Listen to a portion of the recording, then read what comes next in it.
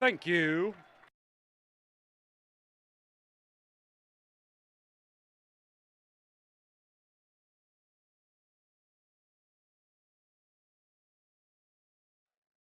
Once again, ladies and gentlemen, welcome to Audi Field for tonight's match between the University of Virginia and the University of Maryland Terrapins. It's time to meet tonight's starting lineups. First, for the Virginia Cavaliers, coached by George Gelnovach. At midfield, a junior from Gainesville, Virginia, number 3, Isaiah Bird.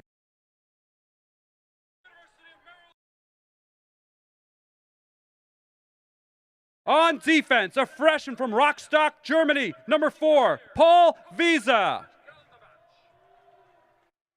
On defense, a senior from Taipei, Taiwan, number 5, Oliver Gerbig. At forward, a sophomore from Sao Paulo, Brazil, number 9, Leo Alfonso.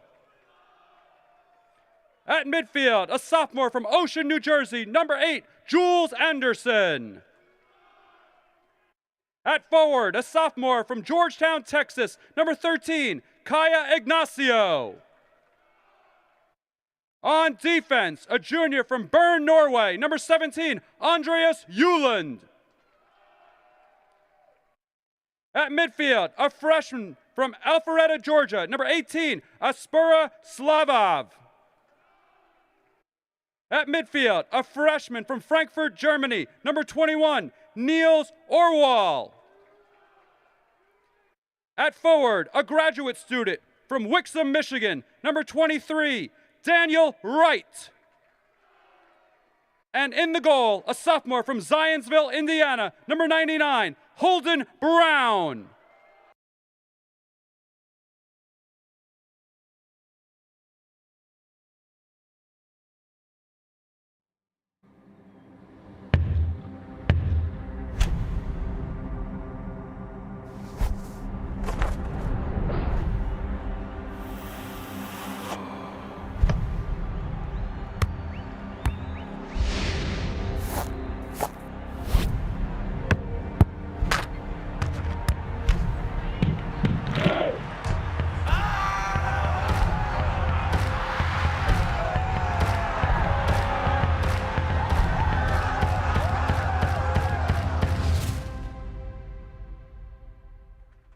And now, the starting lineup for your Maryland Terrapins! On defense, a sophomore from Kanagawa, Japan, number 2, Kenta Abe. At forward, a junior from Lincoln, California, number 7, Hunter George. At midfield, a sophomore from Parkville, Maryland, number 8, Ben Bender. At forward, a senior from Edgewater, Maryland, number 9, Justin Geelan. At midfield, a junior from Aurora, Ontario, number 11, Malcolm Johnston. On defense, a senior from Mount Airy, Maryland, number 12, Brett St. Martin. At forward, a redshirt freshman from Accra, Ghana, number 14, Joshua Bolma. At midfield, a freshman from Towson, Maryland, number 15, Richie Nichols. One of the most enduring rivalries in the college game. Defense, always a passionate affair, and this will be no exception. The stadium adds to the spectacle of the game it stages. Audi Field in our nation's capital. An unmissable game for fans of college soccer. It's the Maryland Terrapins and the Virginia Cavaliers in a battle for the DMV. Welcome you to Audi Field. Brennan Hartlove alongside Josh Kaplan. So glad you could join us here on Maryland YouTube for really one of the biggest games of the year, and it's so early in the year, Josh, that we get these two heavyweights squaring off at such a beautiful stadium early on. Both come in undefeated, and it's going to be a battle right out of the gates. As you said, Brendan, beautiful stadium, beautiful day, two undefeated teams. It doesn't get much better than this early on in the season. Two teams that have showed they can win in a variety of ways. Virginia winning their last game 2-0, but with two penalty kicks coming from their captain, Andreas Uland, and Maryland winning 2-0 against George Mason in a pretty dominant fashion, dominating the ball, dominating the shots, really no pressure on the net. Should be a good one here today. So we'll get you the starting lineup before we break it down. In goal for the Cavaliers is Holden Brown. On defense, Oliver Gerbig, Andreas Uland, and Paul Visa. In the midfield, it's Niels Oryewall, Jules Anderson, Isaiah Bird, and Aspera Slavov. And the forwards, Daniel Wright, Kaya Ignacio, and Leo Afonso. For the Terrapins, Nicholas Neumann in goal. In the back, it's Kento Abe, Chris Rindolph, Brett St. Martin, Nick Richardson. In the midfield, Richie Nichols, Ben Bender, Malcolm Johnston, and the forwards, Hunter George, Josh Boma, and Justin Geelan. So different system, Josh, when we look at this. It'll be a 3-4-3, we assume, for George Gelnabach's Virginia side, but a pretty traditional 4-3-3 for Sasho's Maryland. Yeah, and Virginia likes to play that 3-4-3, but the problem is they've had three forwards. They haven't seemed to get the goals from them. Like I said, two penalties from a J.S. Uland. You don't want to go through a whole season with your center back being your leading goal scorer, because that shows your forward line is not doing enough. And for Maryland, it's been a pretty consistent 4-3-3. Malcolm Johnston kind of sits as that number 6 to distribute, and Ben Bender plays that number 10 in the midfield to kind of get that free roaming role and get on the ball as much as he can. Two different systems, but two very good teams. Oh, well, we're very excited for today. Obviously, there's a bit of history in this game in this stadium. It's the third installment of the battle for the DMV. It was canceled last year due to the COVID-19 pandemic. But in 2018, it was a scoreless draw after double overtime. And then in 2019, it was a pretty comprehensive win for Virginia. And they had a star man up top that some people might recognize. Yeah, Brett St. Martin and Chris Rindolph will be happy they're not playing against Daryl DK tonight. The full U.S. international, now Orlando City striker, played at Barnsley in the EFL Championship over the last season. He's not up there for the Cavaliers, and the Cavaliers have shown it. They haven't had a forward who's proven they can score those consistent goals for them. A lot of turnover in this Virginia team, as it has been Maryland, but Maryland does return a lot of faces from the spring as well, and one of those is Ben Bender, who now in his sophomore season, all Big Ten freshman, his second team last year, he's at the heart of that creativity in the midfield. Yeah, and he's kind of given that free roaming role from Sasha Ostrovsky. He's allowed to roam where he wants, get on the ball as much as he can, and watch for him to drift a little bit wide onto the right side, pick up the ball, which allows Hunter George to tuck into that number 10 role sometimes for the Terps. So we're just about set for kickoff at Audi Field. It'll be Maryland in the all-white uniforms going from left to right, and Virginia in the all-navy going from right to left. Ben Bender will start things off in the center circle for the Terrapins. A couple injuries for Maryland that we'll get into that have allowed for some new faces into the lineup for the Terps, but we're underway from our nation's capital. Maryland will start it off with Chris Rindolph at center back, and he goes to Kento Abe at left back, in for the injured Alexander Nitzel. Missed the game against George Mason on Friday night as well, and is not healthy enough to play in this contest either. Also injured for the Terps is Joe Suhetsky, who's played in all three games up to this point. We see Richie Nichols, the freshman, come in for his second start in the midfield. Strong contingency of the crew for the Terrapins off to our right on the far side of the field, but they're certainly making themselves heard. There was a bus in College Park that left around 4 o'clock this afternoon for the convoy down to D.C. Small but mighty, that group over there in the corner. Very loud. They'll be in our ear all day long. Here's Josh Boma, the electric freshman who's playing the left wing spot, scored a beautiful goal on Friday night, the first of his career, cutting onto his right foot and bending it inside the far post. See what magic he has in store this evening. Careless giveaway by Virginia, and Bender has it in the center of the park for the Terps. Here's Hunter George, recently joined Maryland, a transfer from San Diego State, as he is fouled in midfield by Aspera Slavov. Good play from George right there. You'll notice early on, George, similar to Padilla in that right wing spot, loves to come inside and get onto his left foot. Brian Padilla, one of the seniors on Maryland's team, hasn't made his way into the starting lineup tonight. Has started 2 of Maryland's games this season, but I'm sure we will see him at some point this evening.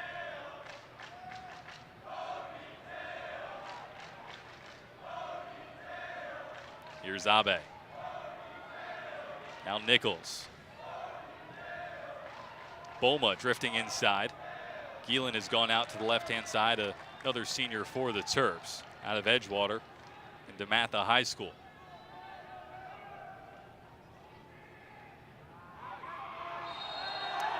And another foul called on Virginia on the far side. That's Bulma drawing the contact. The Terps will look to get some players forward and see what they can create from this set piece. A set piece goal on Friday night for Chris Rindolph's first career goal, the junior out of Rockville. Rose high above to head the ball into the back of the net. Sasha Swarovski said that Rindolph spent all summer working on his attacking heading, and it's really a facet of his game that he's come a long way in just a short time. George and Richardson stand over it for the Terps. It'll be Richardson with the right foot towards the center, headed back up towards Brown's goal, and drifts harmlessly over top, and it came off of a Cavalier head. So a Maryland corner kick coming up from the far side.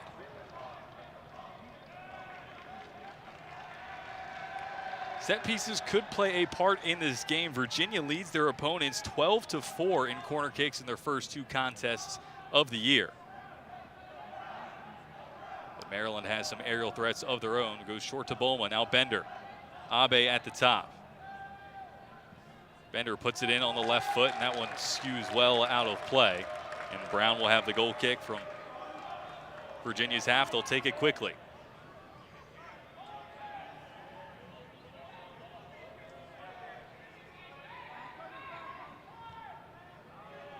Oliver Gerbig able to pass it off to Andreas Uland. Uland, one of the top center backs in the nation, at the heart of Virginia's defense. Josh, you talked about those two goals from the penalty spot, but again, standing at 6'5", played every minute of his freshman year back in 2019. And has faced the Terrapins in this stadium and put on a pretty good performance. Here's George winning it back. Oriawal under pressure from George on the near side. Bit of a shove there from Hunter George, and Virginia will now have a set piece of their own from inside their own half. And Brendan, just going back to Andreas Uland, Sasha Swarovski calling him one of the most, if not the most complete center back in all of college soccer. A junior, already a pro, dangerous on set pieces, like you said, 6'5". Watch out for him on those corner kicks for UVA. Team MVP for the Cavaliers last season, part of that bizarre year that saw the ACC as one of the conferences that did play in the fall and in the spring as well. Maryland in the Big Ten only played a shortened schedule in the spring season. Virginia, not the best of campaigns last year, 7-8-1, and did not make the NCAA tournament after making the College Cup final a year before that, or I guess 2 years in 2019. It does get finicky with the calendar and saying last year and things like that, because last year was different. Now the furthest Virginia's been able to get the ball forward so far this evening. Ball in behind, trying to find Afonso, but the flag was up on the far side. Leo Afonso, the sophomore out of Sao Paulo, Brazil. Josh, that's really the first time we've seen Virginia have any semblance of an attacking possession. Yeah, and it was good movement from Afonso up there, playing off the shoulder of Chris Rindolph, trying to make that run in behind. Unfortunately, timed his run off and was caught off sides. Here's Nichols, has it tackled away by Virginia. Quick ball to Afonso, he was onside that time. Now here's Daniel Wright, the transfer from Duke. Clips it to the far side. Put back towards Neumann, he deflects it with his right hand off of Rindolph, who didn't know much about it, and back into the welcoming arms of Niklas Neumann. Niklas Neumann, the German junior goalkeeper for the Terrapins, actually made his collegiate debut in this stadium back in 2019. Played remarkably well in what we already said was a very difficult game for the Terrapins defensively. Neumann and the other goalie, Jamie Lowell, in a pretty straight rotation this season. Lowell played the first, Neumann the second. Lowell played Friday night against George Mason, and Neumann finds himself between the pipes here at Audi Field.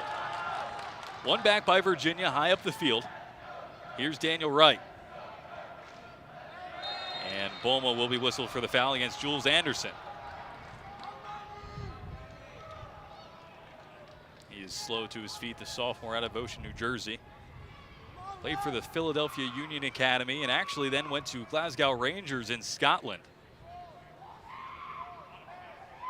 A club that knows a thing or two about American players, obviously Carlos Bocanegra, and then former Terrapin himself, Maurice Adu. Had a very successful spell at the Ibrox Stadium in Glasgow. towards the center, headed away by Brett St. Martin. That was Paul Visa on the take. And he goes out for a Maryland throw-in on the far side. And Brendan, I'm not exactly sure that's what Virginia wants to be doing off these set pieces. You have Maryland clear it pretty easily. It was a quality ball, but then you have Josh Bulma isolated against Visa. I'm not sure you want Bulma isolated at any point during this game. He's got electric pace. Here's Bender. Back to Rindolph. Tackled off the foot of Abe by Anderson. Bulma does well to win it back for the Terps. So look to spray it to the near side for Nick Richardson. Redshirt junior captain for the Terps. Hunter George to his right and elects to go there. Richardson on the underlap. George wanted a foul and he will get it in the end. He was dragged back by Niels Ojerwald. Excuse me, that being Daniel Wright. Nick Richardson making sure that the referee is aware of how many fouls Virginia has committed in the early stages. I'm sure that Kalen Radisov, the head official, is aware of a bit of an early chippiness from Virginia. And Josh, you know, when you look back at Virginia's first 2 games of the season, they were high intensity. There was some skirmishes in their last game that resulted in a red card to High Point's goalkeeper and just 2 penalties, obviously, and things like that. So we'll see how that carries into this game. And you don't necessarily expect, you see UVA, Western Michigan, UVA, High Point. You don't expect that to be a chippy game, but the Cavaliers bring in the intensity. Richardson runs over it. George with the left foot towards the center. It's an awkward clearance and eventually successful by Virginia. Only as far as Kento Abe, who recycles it to the left side for Josh Bulma. Attempted 1-2 with Justin Geelan goes astray. And the Cavaliers have a throw in from the far side. Pretty good turnout at Audi Field. Obviously the traveling Maryland student contingent, but it's won back by Bulma at the top. Tried to cut inside, but tackled away by Jules Anderson. Visa will send that long down the far side of play and eventually into touch. But back to my point, I was interrupted, but it is a very good crowd. It's great to see fans back in stadiums this year, obviously after a very difficult calendar year last year, and still a very difficult year, but it was empty. It was weird without having the fans, and now Virginia trying to give their fans something to cheer about. The ball in behind for Afonso, tries to cut it back, and the teamwork of Rindolph and St. Martin made it a bit too difficult, but the Terps not out of the woods yet as it's recycled back to Gerbig, and he goes back to base for Holden Brown. And that's all Justin Geelan right there, Brendan. You see Geelan, endless work, pressing the ball, making sure that Virginia is forced to go all the way back to her keeper, and it ends up in possession for the Terps. Long switch of play attempted was a bit too narrow and goes to Nicholas Neumann. But Josh, when we look at how Virginia's setting up, there's a lot of width in both in their defense and their attack. And you know, Maryland's going to have to really combat that in the early goings. Yeah, and we thought it would be a 3-4-3 in the lead-up, but it looks almost more like a back four, a little 4-2-3-1 to kind of just counter the Terps' direct 4-2-3-1 on 4-2-3-1. It's part of the versatility that comes with the George Geldovach team.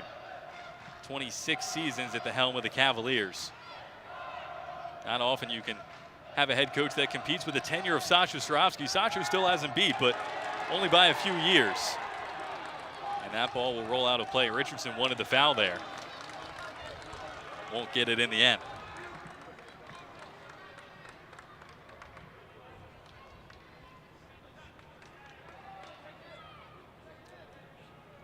Niels Ojerwald on the throw-in for the Cavaliers by his own bench. Lofts it forward. And Johnson was shoved in the back by Afonso.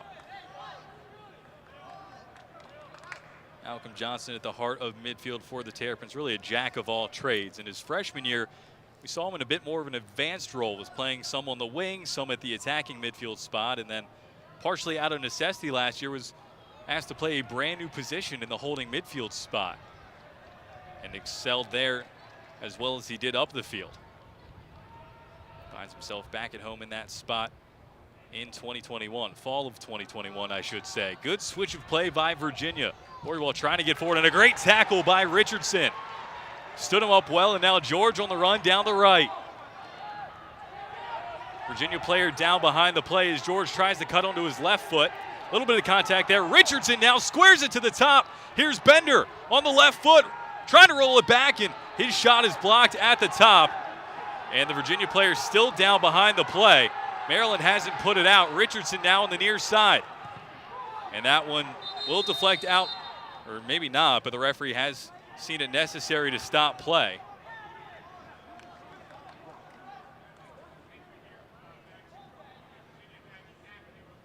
That appears to be Niels Oriwald down on the field, and Leo Afonso was staying with him, so the Cavaliers were a man down on that Maryland offensive attack there.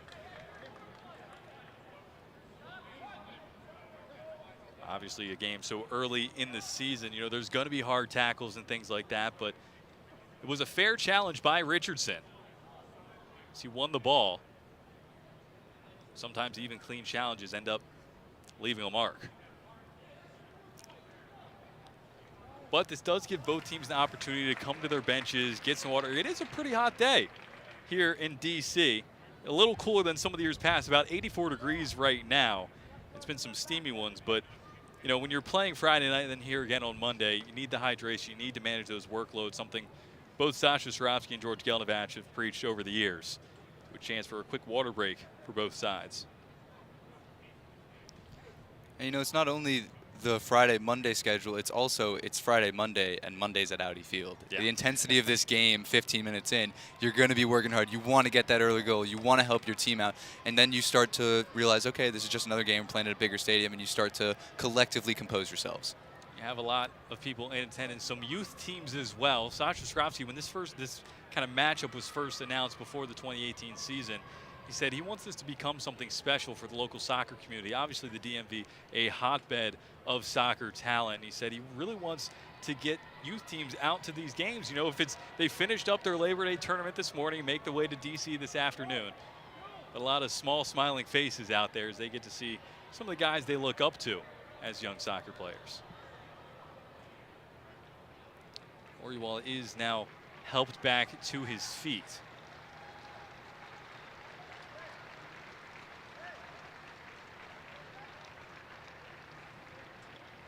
He will be helped off the field.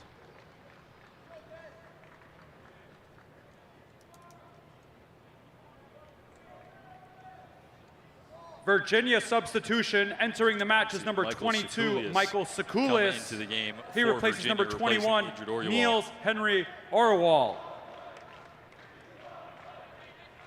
As he continues to limp off to the side. Oriwald, the freshman out of Newton, Massachusetts, 5 years in the New England Revolution Academy.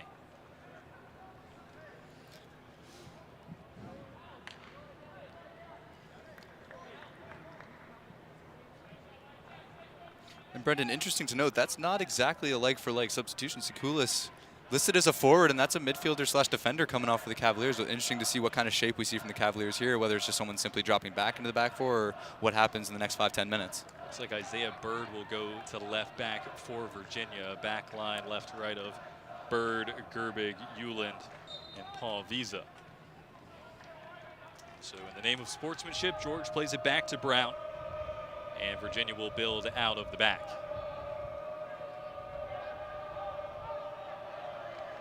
Well, they hope to, at least, until Maryland's high press really took away any options that Holden Brown had to play short, and then his punt is not too clean off his foot, and one back by Maryland high up the field. George tries to spin away, has it tackled in midfield, and Richardson, another strong challenge put in.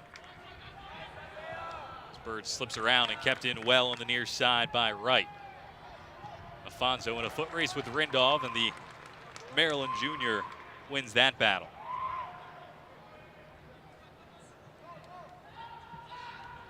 Virginia will drop it back to Gerbig as he clips it forward over the top. Not quite on the same page with Afonso or Wright. And Richardson will try to shield that one out of play, but Afonso gets there first. And eventually Nick Richardson thumps that one forward only as far as Jules Anderson. Olma trying to get involved and finds its way to Visa on the far side. 2 assists already on the season. A whipped ball into the back post. Richardson deals with it. Knotted down to Wright. And then Bender pokes it away. Excuse me, Johnston. All the way back to Holden Brown.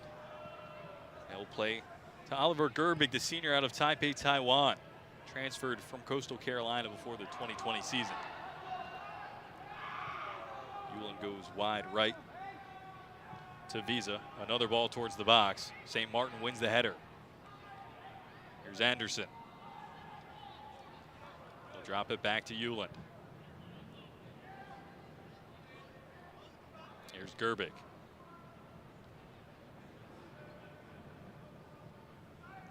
Clip ball into the corner for Visa. Takes it down well with the right foot. Tries his service into the box. It's blocked. Bender couldn't quite usher it out cleanly. Anderson thought about pulling a shot. Here's Wright. Some contact at the top of the box. And it's going to be a yellow card, I believe, against Virginia for simulation. Unless I missed something in that play that would have warranted a yellow, but it did look like a yellow card has been issued to number 23 of Virginia, Daniel Wright. I believe Daniel Wright, grad student, as you said, from Duke. Yeah, and there was a little bit of contact there, Brendan. I'm not sure it's enough to send Wright to the floor, and obviously the referee viewed it as definitely not enough and gives him the yellow card for simulation.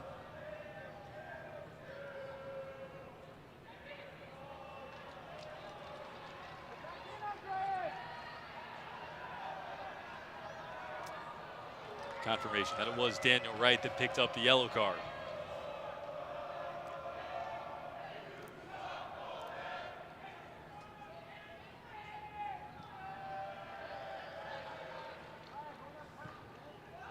Gerbig to the near side for Isaiah Bird. A junior out of Gainesville, Virginia. Played in 13 games, started 10 a year ago. 2 assists on the campaign.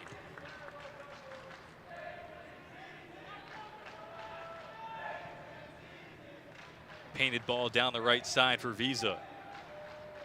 And Rindov does well to get there for Kaya Ignacio. Haven't said his name too much here in the first half.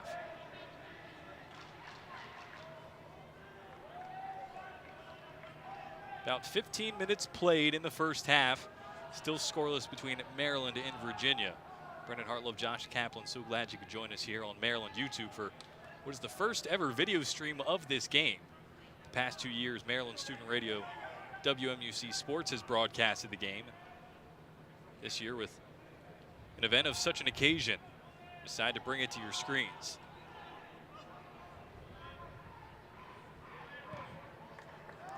Diagonal ball by Oliver Gerbig, and a good one at that. Taken down by Visa. Tries to play it forward for Sekulius. He looks to isolate Abe. And that ball was out of play and goes back to the Terrapins. Well, Josh, with 15 minutes gone, 15 plus, it's important to note that neither team's had a shot so far. Now Maryland trying to kick things into gear with Bulma. Similar position, he scored his first collegiate goal on Friday night. And that one goes out of play. But yeah, Josh, 16 plus minutes gone now. No shots for either side. Well, the intensity's been high, and you can tell there's a little bit of nerves here and there. Players missing some passes that they probably wouldn't miss if we were playing at Ludwig Field or in Virginia. But the intensity's going to slow down a little bit, but I'm sure the composure will pick up a little bit, and we'll get a little bit more free-flowing soccer moving on. Hasn't been like it's a bad game. We just haven't reached the point where either team has progressed so far into the box where they're able to get a clean look away.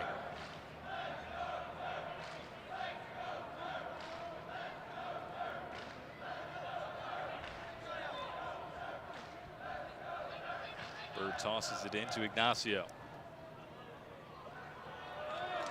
Giving away, here's George coming down the center. Has Bender to his left, and that one poked away. Well defended in the end by the Cavaliers. Really a collective effort.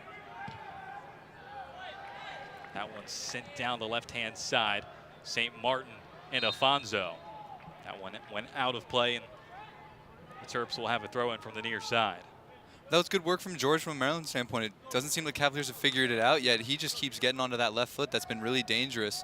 He's looked the Terps' most dangerous player so far, but I expect to see a little bit more of Josh Bulma down the left-hand side as we move on if he continues to get isolated. We have seen Sasha Swarovski at least offensively do a line change in the past several games where his left and right wingers and center forward have all been subbed off. Part of just that natural rotation. Good block there by Abe to prevent further danger. Rindov nods it forward. Slavov drops it back to Euland. And Gerbig takes it out of the air off of pass from his Norwegian counterpart. Here's Slavov spinning away from the Maryland pressure in midfield. intercepted by George. The pass off the mark from Gerbig. George tries to send Gielen early, or excuse me, Bender that is, getting a little higher up the field. Brown quick to bowl that one out. Tempo's picked up a little bit here in the past few moments. As Richardson takes that one off the chest, despite the oncoming Daniel Wright. Here's Gielen. Holds it up well, and Nick Constant.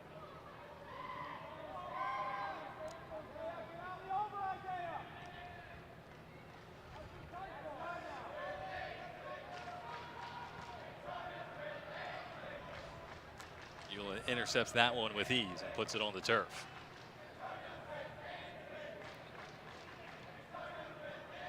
Here's Daniel Wright. Now Bender looks to spin away in the midfield. Nowhere to go, and eventually passes it off to Nick Richardson.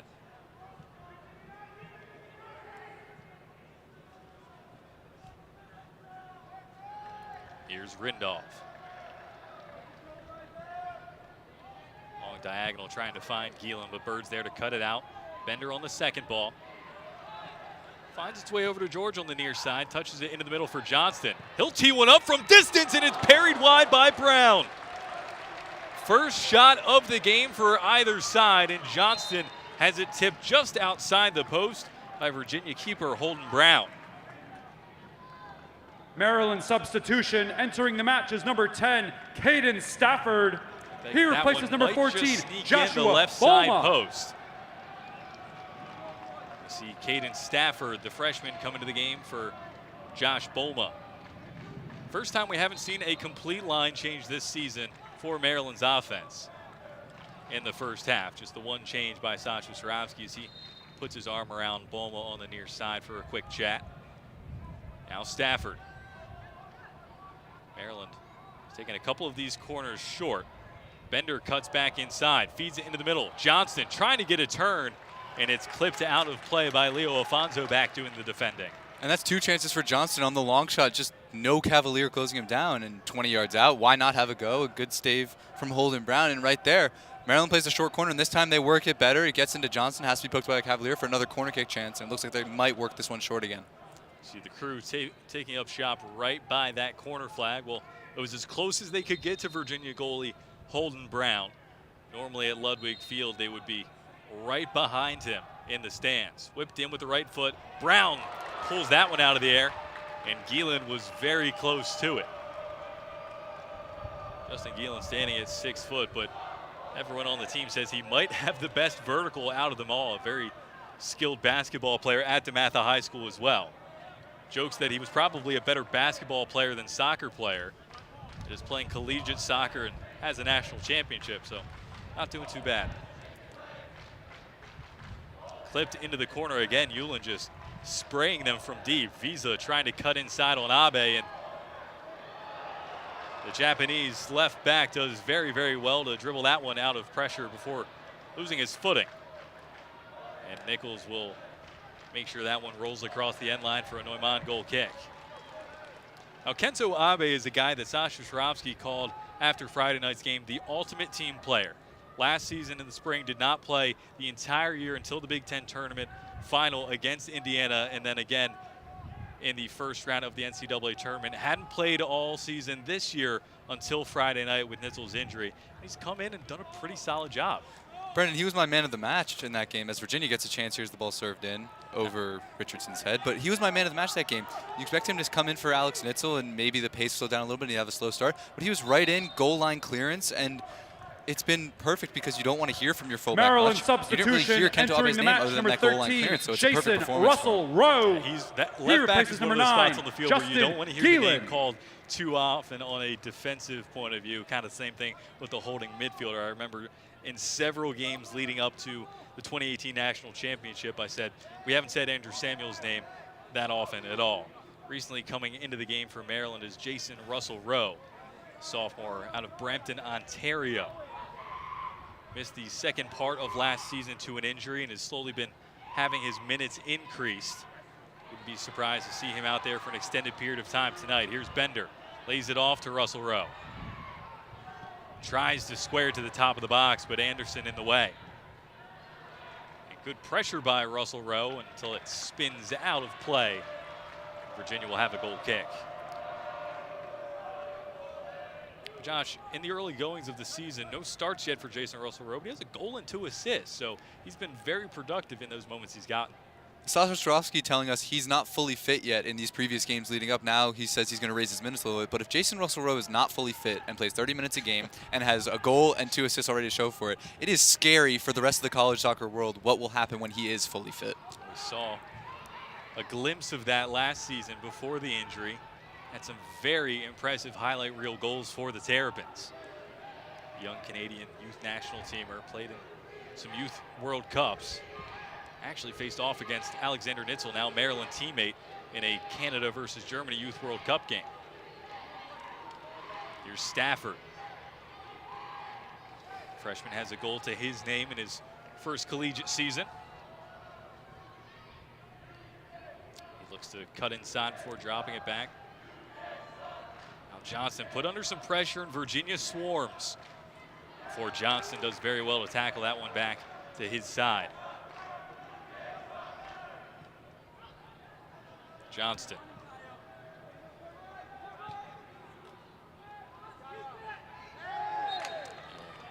Ignacio was sent to the turf by Hunter George.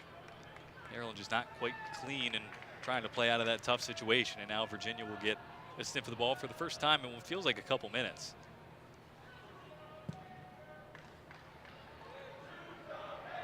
Another beautiful switch of play by the Cavaliers.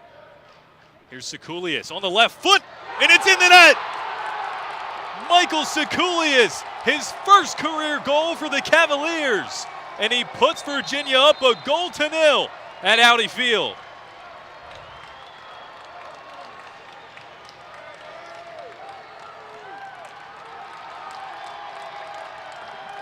A brilliant ball there from the Cavaliers, Brendan, to switch the field of play. And I think we saw Joshua Bolma come out earlier and Caden Stafford coming on because Bolma wasn't tracking those runs or those long balls from the Cavaliers. Virginia and Stafford does the same thing, just looks at the ball go over his head. Cavaliers cut it inside, goal 1-0. That's Sekulius for the Cavaliers, giving them a 1-0 lead. What a stage to score your first career goal for Michael Sekulius, a local derby at Audi Field. Cavaliers an early advantage in the first half. A little under 20 minutes left before the break, and Maryland a hole to climb out of.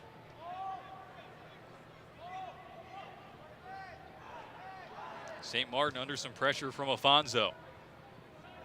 Russell Rowe tried to knock that one down in the path of a teammate, and there's no one in the vicinity. And Brendan, maybe important to note for Sasha Swarovski, this is the first time Maryland has trailed all year. So it'll be important for him to see how his team responds over the next 5-10 minutes.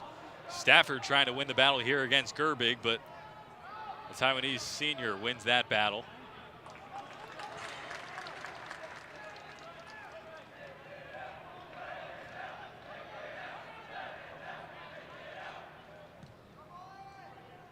Richardson, a swift little move there to evade his defender. Now George looking to weave through traffic.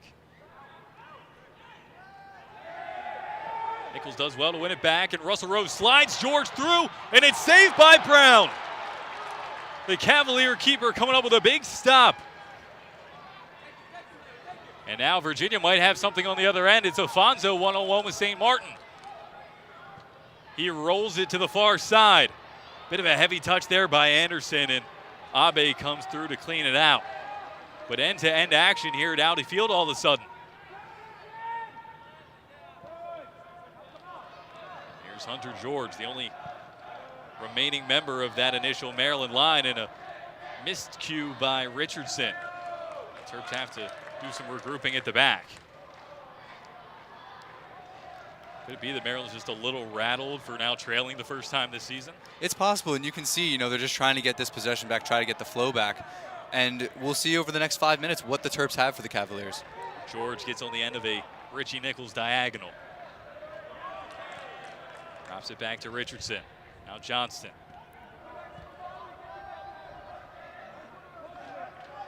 St. Martin over the top for Jason Russell Rowe. Doesn't have any help quite yet. He's isolated in the corner. Forced to drop it back to George. We'll look to whip it in with the left foot. Stafford was lurking in behind at the top of the 6, but it doesn't get past Gerbic. Virginia's quality of play really increasing over the past 8 to 10 minutes or so. Richardson, another good tackle, and almost the same exact spot. Now George trying to get around Bird.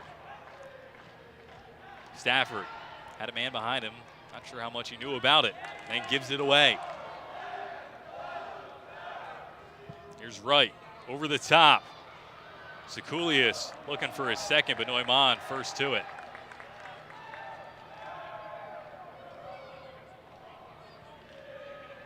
Bender some pressure from behind by Visa.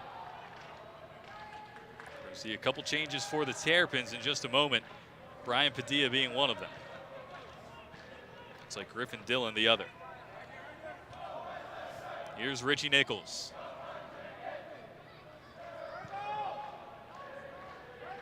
That one in between Bender and Stafford, but didn't connect with either one.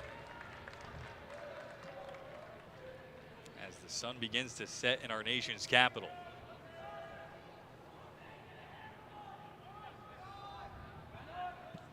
Here's Anderson. Now Isaiah Bird. Ignacio. Now here's Daniel Wright trying to cut inside, and Richardson will be whistled for the foul. Hands on heads for the entire Maryland bench as they felt that he won the ball in that tackle.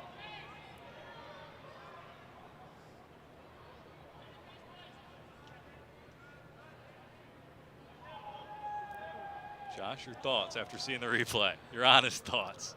The replay shows maybe a little bit of man, maybe a little bit of ball. For me, a former number 6, I like Richardson getting stuck in. I wouldn't have called that one. It did seem like he got a significant amount of the ball on that one, but who are we to comment on officiating? Virginia electing not to send that one into the box and commit bodies forward. They do have a goal lead here with about a quarter of an hour remaining in the first half. Ball over the top, Abe there to read it with his head. Now we will see those changes from the Maryland camp. Brian Padilla substitutions into the match for Maryland. And number 27, Griffin Dillon. He replaces number 15, Richie Nichols. Number 70, Brian Padilla. He replaces number 7, Hunter George. And for Virginia, number 10, Nick Berghold, replaces number 13, Kaya Ignacio. Set-piece threat from the delivery perspective with that magical left foot. Take up a spot on the right wing. And that one past the foot of Rindolph. St. Martin, a sliding block on Afonso. Not clear yet towards the back post.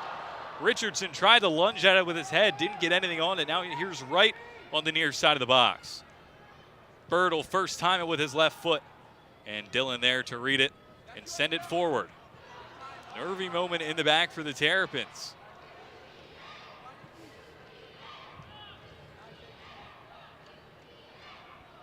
Josh, I do have to say, it sounds like the vocal Virginia fans are of a much younger age compared to the Maryland crew.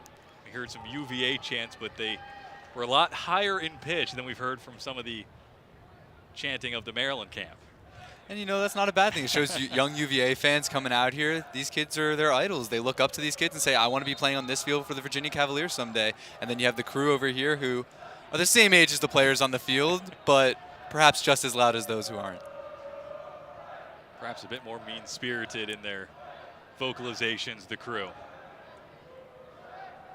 Not quite sure if you can hear it at home, but they are currently chanting left, right in sync with the footsteps of Virginia goalie Holden Brown.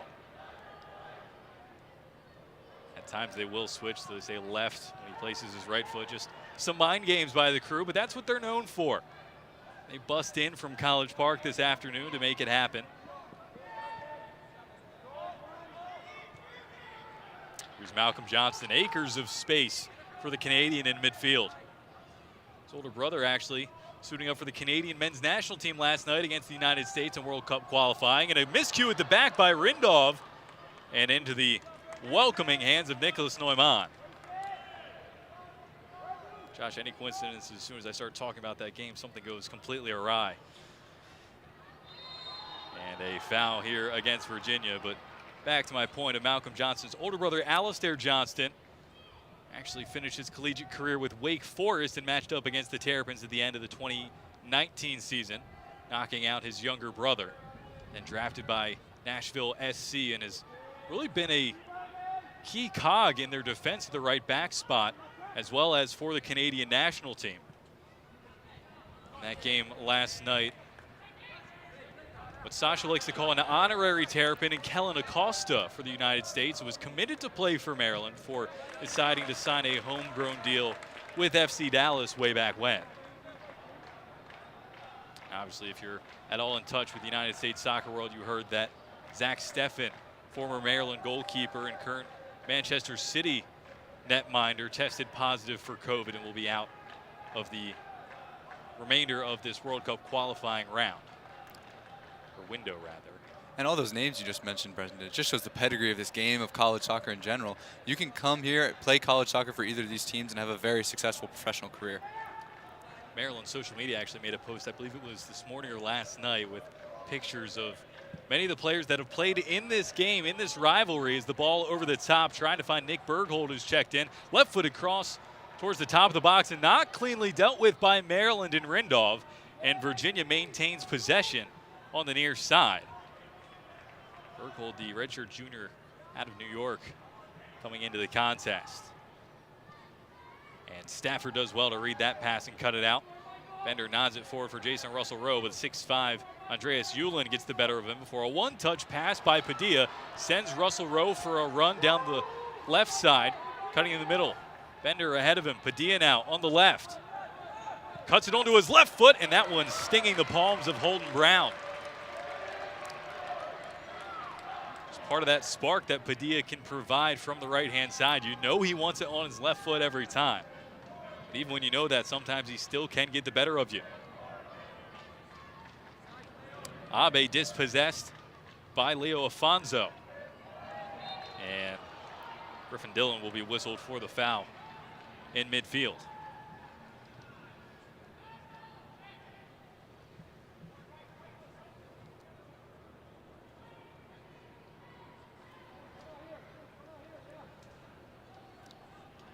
Andreas Uhlin steps into midfield before passing it off.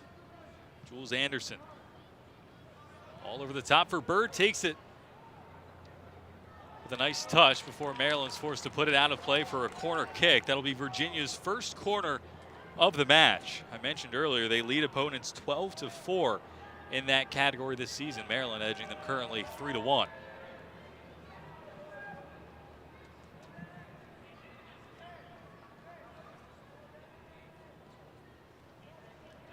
See Isaiah Bird there. A pretty good touch to try to take it around his Maryland defender.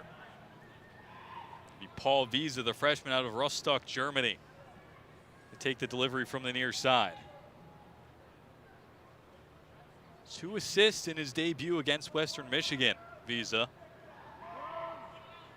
now will provide the in-swinging delivery from the near side. Wiese towards the back post, has Neumann scrambling, was able to get the top of his fingertips to it and push it out, but it will stay with the Cavaliers. Go all the way back to Holden Brown. Intercepted by Richardson and taken in stride, and then cleared strongly out of play by Jules Anderson, who's really had a solid first half in the heart of Virginia's midfield. Under 8.5 to play in the first, Virginia a 1-goal lead courtesy of freshman Michael Sekulius. Terps are leading in shots 3-2. The most testing one from Malcolm Johnston outside the 18-yard box that was tipped around the post by Holden Brown, and one of the more acrobatic saves you'll see. Padilla tries to first time it in. It finds its way to Stafford in the box, and he just leaning back as he tried to get that one on frame. Sends it over the top. And a good idea there from Padilla, Brendan. He gets that ball in early first time from his left foot. I'm not sure anyone was really expecting it, maybe not even Stafford himself. The ball just kind of pops up for him on a full volley. Obviously a difficult technique. Leaning back, always going high.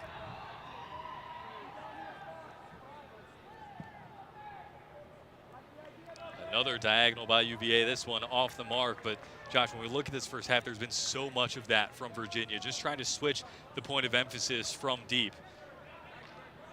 It's one back here by Berglund in midfield.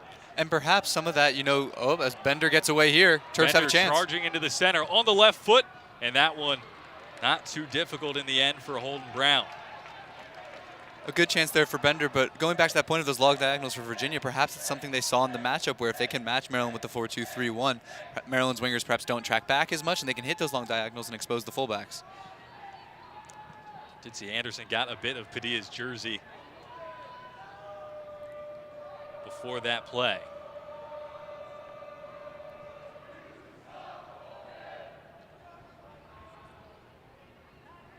Here's Afonso, who's really dropped a lot deeper in the latter stages of this first half, perhaps just to get some touches. Goes back to Brown.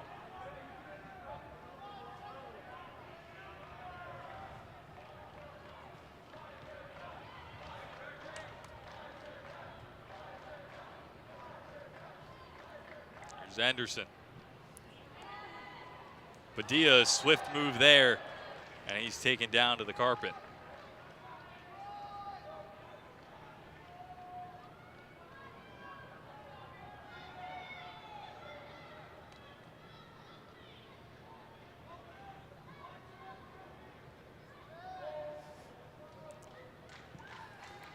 Terps the short restart as we approach 5 minutes left in the first half.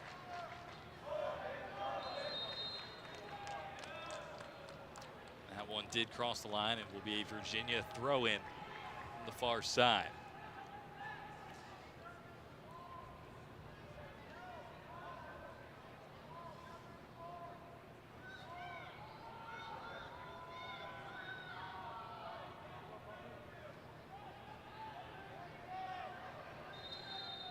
And Virginia will be whistled for the foul.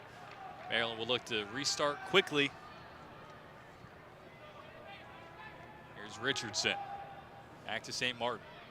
Afonso relentless with his pressure up top. And the senior captain passes it off to Rindolph.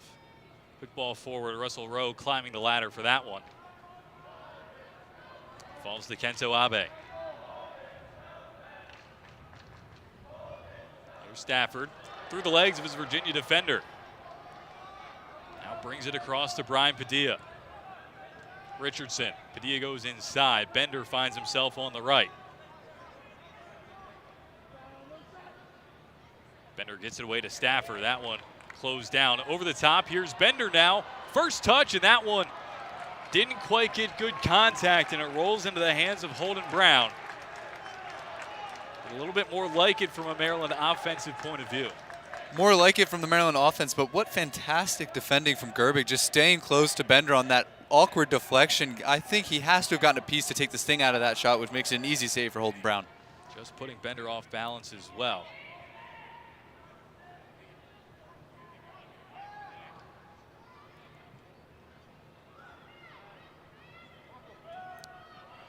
St. Martin steps well to that one. Gerbig, big switch of play again. I think we might have been interrupted in the conversation we were having about that, but that's really been a point of emphasis for Virginia in the first half, and they've pulled it out really, really well as Visa finds himself on the right. Defended by Abe, service into the box. Richardson tried to chest it down and eventually clears it with the left foot.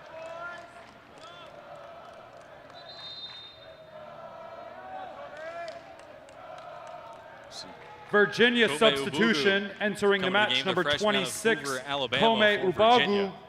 He replaces number 7, Leo Afonso. Second collegiate appearance as he will replace Leo Afonso for the final 3 minutes of the first half. Afonso has been lively when he's been involved, and maybe the biggest role that he's played so far has been putting that Maryland back line under some pressure. He just keeps pushing them back and back, almost playing like a Justin Gielen role. Not many touches, finish your chances when you get them, but just relentless pressure.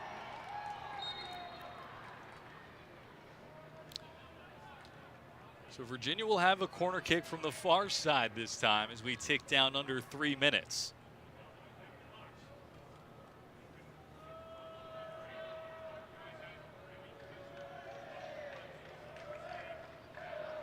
Paul Visa again will take it from the far side this time, creating an out-swinging delivery. He has the short option in Sakuli as the goal scorer. Elects to go there. Now Visa with the left foot this time. And Bender touches that one away. One back high up the field by Virginia. And St. Martin does well to tackle that one back. Padilla, the one-time ball for Jason Russell-Rowe. One-on-one with Hewlin. Russell-Rowe trying to get the better of his defender. Takes it. Brown parries it. And Stafford has a go off the post. The woodwork still shaking after that shot from Stafford. Maryland piling on the pressure here at the end of the first half. And eventually Hewlin thumps it clear. But my.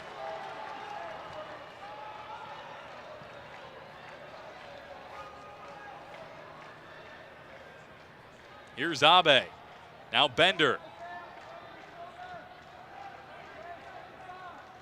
Johnston switches the point of attack for Richardson. That whole sequence started by a beautiful one-time ball by Padilla over the top, but a giveaway by Richardson. Didn't quite have enough on it for St. Martin, who wins it back beautifully before being taken down in midfield, and the Virginia bench is irate. St. Martin still down in a heap.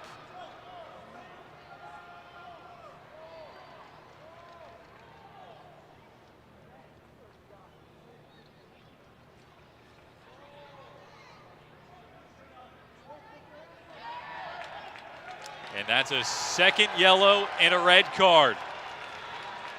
A Daniel yellow Wright card has been sent issued off to Virginia's number 23, Daniel Wright. That is his second yellow card of the match, resulting in a red card. He has been disqualified. But disbelief from Daniel Wright. He was booked earlier on for simulation. And then that challenge on St. Martin, picking up his second yellow card. And Virginia will be a man down for the remainder of the game. And really, Josh, you could argue that foul not even on Wright. It might be Sekulius who got the most of St. Martin there. It's very similar to the Richardson one where you looks like he got the ball. Maybe the other person hit the man. Seems like the referees are having to talk about it maybe over their microphones, but kind of an ideal end to the half for Maryland if you could have that without a goal. You have Brett St. Martin down, obviously. Hopefully he gets up. It looks like he won't need any treatment other than some water and maybe a little bit of stretching, but now you're going to play a man up. You had those two chances at the end. All the pressure is going to be on the Cavaliers. Well, William Kolvik, the Norwegian freshman, really the only other center back on Maryland's roster, is going through his paces on the near side. Frankly, can't remember the last time St. Martin has not been on the field for the Terrapins. He is now back up on his feet. See there, George Gelnevach in his 26th season at Virginia. Now has a bit of an issue on his hands, down to 10 men. The remainder of this contest, the final 59 seconds of the first half, and St. Martin very slow off the field. So even if he is okay to continue, you got to think Sasho goes to Kolvik here for the final 59 seconds of the half. That's exactly what he does as the freshman goes out to greet his captain off the field. We'll take another look here. Maryland substitution entering the match is number 96, William Kolvik. That is tough. He replaces number 12, Brett St. Martin. Sekulius was the one that St. Martin kind of ran into a bit. And so really, if anything, Sekulius more needed in that yellow card? I don't know. Yeah, I think that's a little bit of a mistake from the referees. Looked like Wright got the ball. It's Sekulius. Probably a foul coming in way late. Definitely a yellow card for Sekulius. I don't think Wright should have been sent off there. Just a miss from the referees. Ball into the box. Hewlin flicks it on and out. It'll be a Maryland corner with 54 seconds left. And although we are at Audi Field, there is no VAR. So no mistaken identity claims there, as Padilla will come over for the corner kick. Takes it short to Bender. Passes it up for Nick Richardson, who goes off to Padilla. Another one-time ball in towards the back post. And that one, I believe, last off a Virginia head. Indeed it was, but it is a throw-in for Maryland right by the corner flag. Russell-Rowe was in there making a disturbance. And Richardson, the long throw in towards the near post, flicked on towards the back. A low header by Gerbig, and Yulin comes through. Stafford at the top of the box. We've seen him hit the pipe once. And now Virginia could have something on here. They have numbers going forward. That ball just a bit off the mark. Had Sekulius and Ubogu, excuse me, going down. Your score at halftime. That is how we end the first half. So a chaotic finish to Maryland the first 45. 0. Virginia has the lead, but they are one less man for the remainder of this game. Josh, your thoughts on the first half? I mean, it was kind of a half that was back and forth, no real chances until that goal for the Cavaliers, and now it looks like it's going to be all pressure on the Cavaliers. You'd be thinking 1-0 up or to the good. No, you're a man down, you're a goal to the good. A really difficult lead to defend when it's only one goal and you're a man down. Should be a great second half coming up. Holden Brown, the Virginia goalie, already up to 6 saves on 8 Maryland shots here in the first half. It was a very good finish by Virginia. They deserved the lead after some nervy moments in the back by Maryland, but some end-to-end action here in our nation's capital. Exactly what you want for a Derby day on Labor Day. We'll be back for the second 45 on Maryland YouTube after this.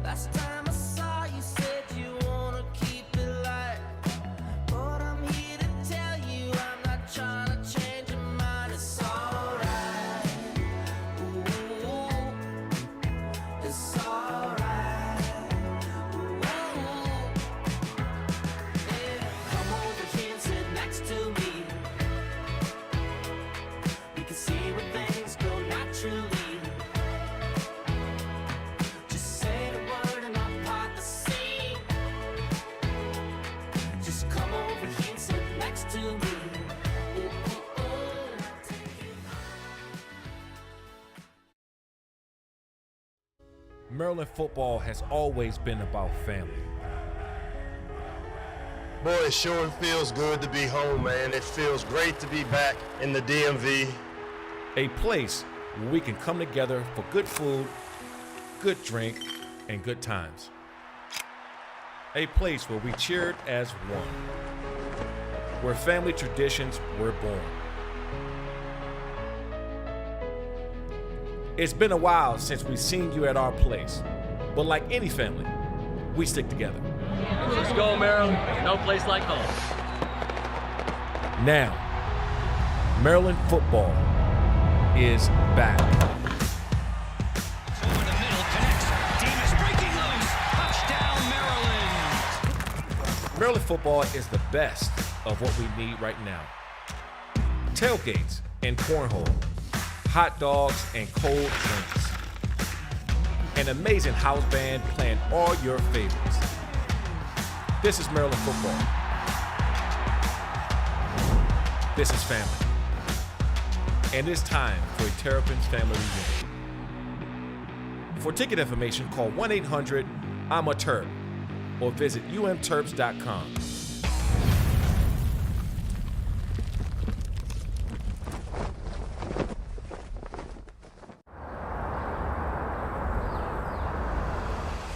This is like the shortest off season that we've had, but I think that it was nice having it in the spring so that we're not like out of sorts about playing. The resilience of this team, the willingness to put themselves out there every single game, no matter how few players that we had. Hey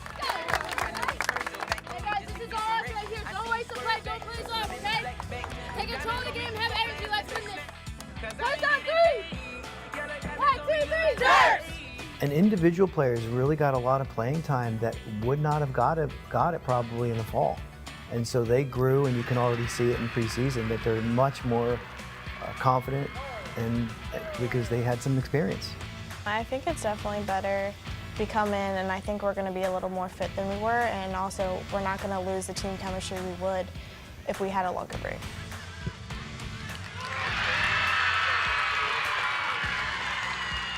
This year we have a new team, so somewhat it may be a little bit easier to start fresh. But I mean, it's not what we expected last season, but I think we're going to still carry the same energy. I think there's nowhere we can go but up. I have pretty high expectations for this team, and I think that if we do everything we need to do, we're definitely going to exceed those expectations. I see a lot of potential in the team. It's a lot of just variety of players with different talents, and I think it's going to work well together to the ultimate goal of winning games. We have a few grad players coming as well as freshmen, and they bring different experiences to the team that I think is necessary. I think it's a mixture between, players that have been here and new faces. I feel like there's going to be a lot of partnerships on the field this year, and I'm pretty excited to see what it turns out to look like.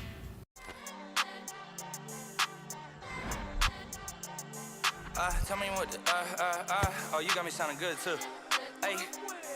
Okay, tell me what the deal is. You know I'm the illest. She from California, says she don't know where the feel is. Shout out to the hometown, I know that they gon' feel this.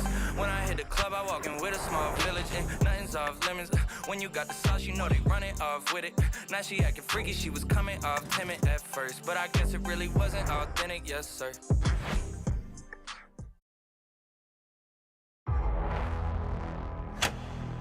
So what I'd like to do for you today is tell you a little bit about our history and spend just a bit of time there.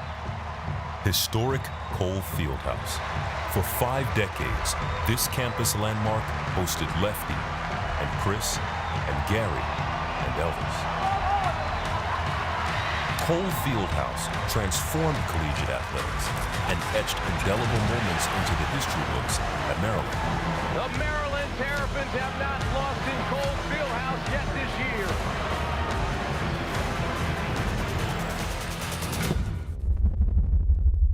And then, of course, most importantly, what I love to talk about is where we're heading and why we are so excited about the opportunity we have in front of us.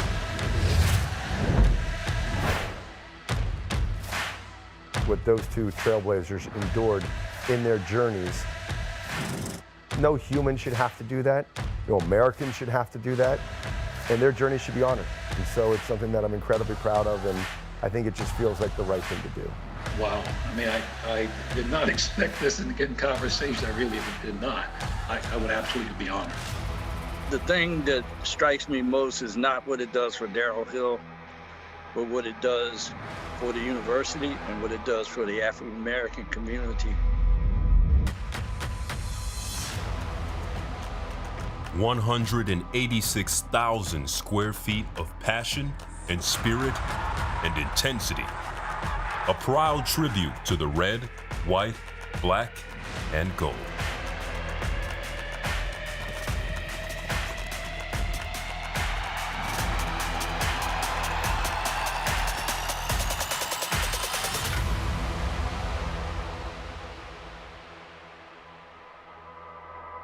love it for these kids. They've been waiting a long time. This is a standard now. That's right. Love it.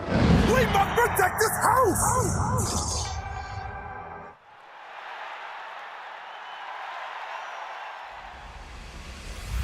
Describe what it's like to play a game at Ludwig Field.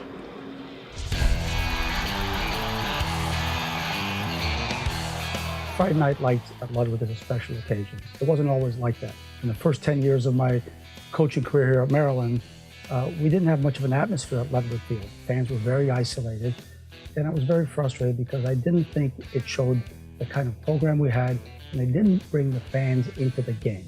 After the 2001 season, with a heartbreaking loss to Loyola College, I thought to myself, something had to change. We weren't going to get a new stadium, so I said, let's make our own stadium. Let's think outside the box, and let's think inside the track. Let's put stands inside the track. And in September of 2003, that's when the crew was formed. That's when we had a sellout crowd of over 4,000 people.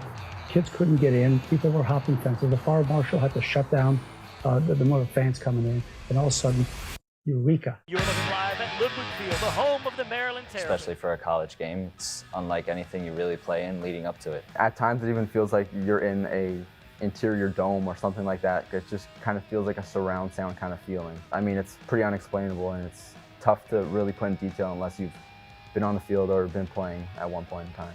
Our students are a part of our championships. Every time we have a good result, they're a large part of it. And there's so many times we'll give up a goal, and within seconds they're chanting, let's go Maryland, and it really lifts you. Freshman year, I was playing right back. I made a great tackle, probably about the 85th minute, and I could just hear my name being yelled behind me, kind of just motivated me to keep going. Yeah, they do energize the team. They do cheer for us, and it does help. But one of the best things that they do is they line up right behind the goalkeeper and learn personal information about him. You definitely hear a lot of stuff that you don't hear on a usual Sunday where you're watching the Premier League. His girlfriend's name, his phone number, his home address. And that just messes with the psyche of the keeper in a way. And that's a very important position to be locked in mentally. So to have that group constantly pestering this guy's head, it's perfect. And they kind of form their own little family to support us. It's incredible to see, and the loyalty that they show is incredible. I still remember my sophomore year, we had rain for probably an hour before the game, and there's still a line outside. I want to impress them just as much as I want to impress my family. So it's always an honor and a great experience to play in front of them. I mean, all you have to do is look at the record in my first 10 years here at Maryland. It was very good, but we had one Final Four appearance. We won a couple of conference titles. And then you look at the last 18 years, and you've got 8 Final Four appearances and 3 national championships. And in order to get to the national championship, you've got to win your playoff games at home. And we've done that. I think without our fans, especially the crew, we don't have that success.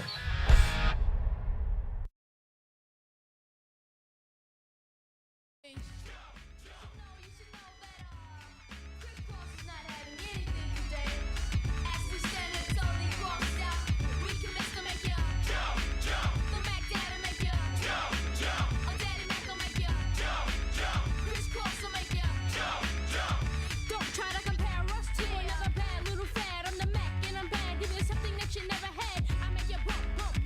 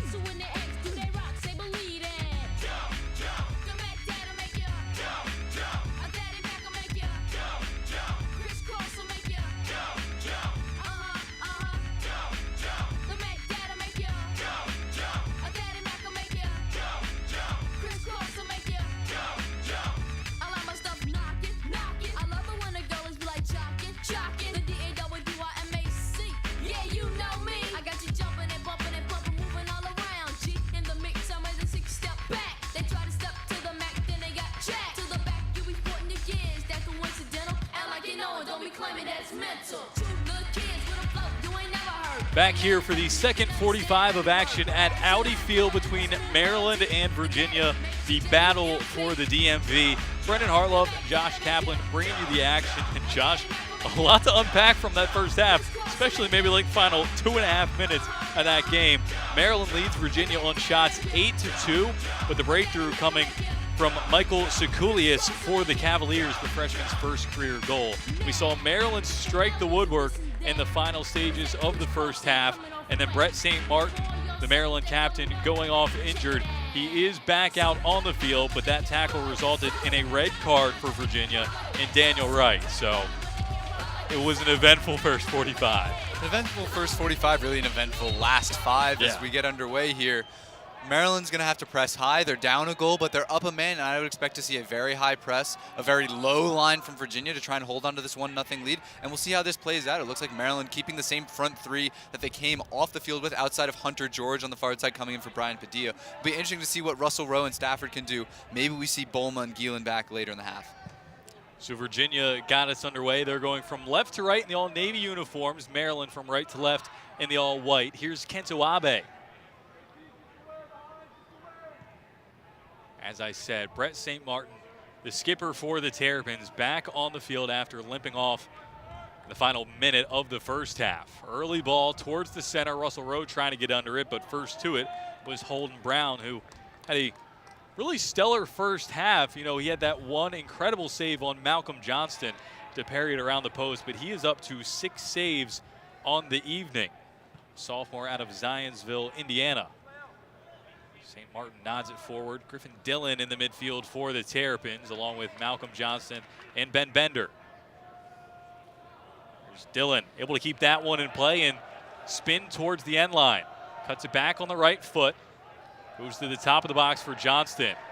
He will keep possession with Kento Abe. The switch was on to Richardson. Abe with the right foot, and that one into the hands of Holden Brown, excuse me. A big chance there for the Terrapins. Nick Richardson wide open on the far side. Could have whipped in some quality service. Instead, it's easy pickings for Holden Brown. Paul Visa off the mark on that combination play. Just to reiterate, the player that was sent off for Virginia was Daniel Wright, the transfer from Duke. He was booked for simulation earlier in the first half, and then you can make your mind up on the second challenge that caused him to see red. Sekulius was also in on that tackle, a bit of a coming together. Here's Kento Abe. Now Stafford struck the crossbar at the end of the first half. On the right foot now, has a shot towards the near post. And Brown getting low to push that one wide. We're actually going to say it was a goal kick. Did Brown perhaps not touch that? Looked to me like a clear touch from the goalkeeper as Stafford came inside and shot for the near post. Nonetheless, back underway. It was a Virginia goal kick. Maryland has found their way back up the field, though. A Kento Abe throw into Rindov. Here's Richardson. Hunter George to his right. Elects to go there. Dillon getting high at the edge of the 18-yard box for the Terrapins. Switches off with Bender, and Maryland to throw in higher up the field on the right-hand side.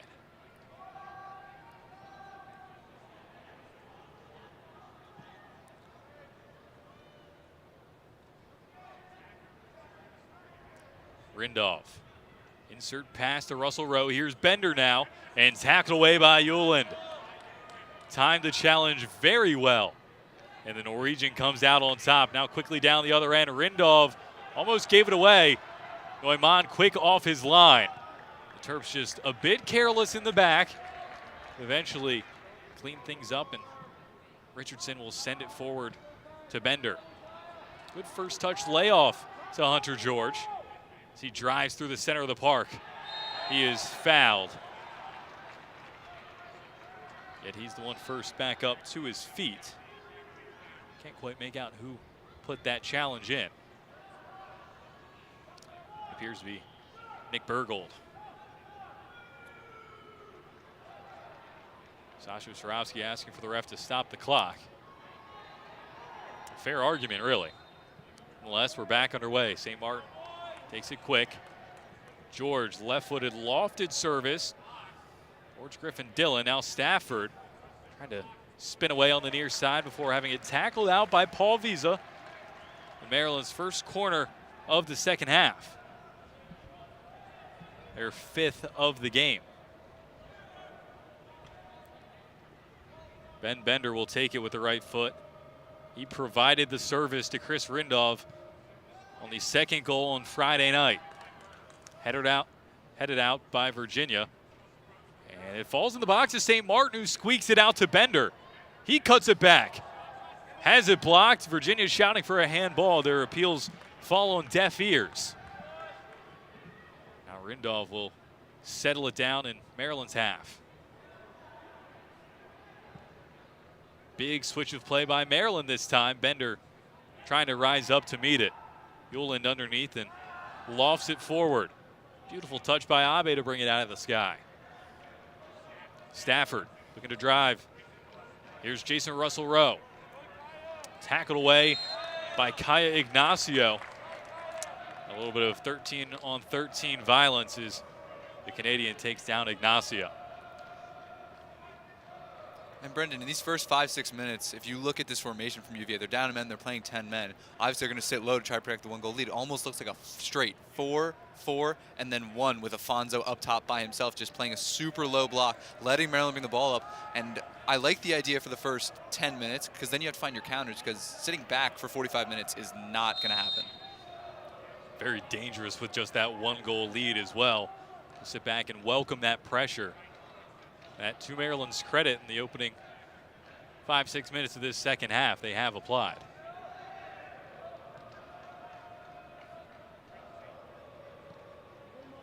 And we did see Afonso kind of a little isolated with 11 men in the first half. Do you think they're only going to be able to play on the counter here? I think it's what's going to have to. They're going to have to pick their moments to press, like right here as Abe gets pressured a little bit. But Afonso's going to be mostly all by himself, and you're going to have to pick those moments to send your wingers, to send your fullbacks, because the last thing you want is playing a man down and then make this an end-to-end game where you just get tired legs. Also worth noting that Virginia has lost freshman Niels Oryewall in the first half. Went in for a challenge with Nick Richardson and was a clean tackle, but Oryewall came out worse for wear and was carried off the field. Don't expect him to return just based off the severity of how it seemed in the moment. You see the golden sunset peeking through the crevices of Audi Field as the sun sets on our nation's capital. And careless play by Maryland. Off the restart, Richardson and Bender not on the same page. And Brendan, we've seen that a couple times on these short corners. I think it's just the Terps not wanting to serve it into the area where Andreas Yuland, the 6'5" center back, will probably win almost every single ball in the air. So the Terps trying to work it short, but a couple of times just can't string those passes together.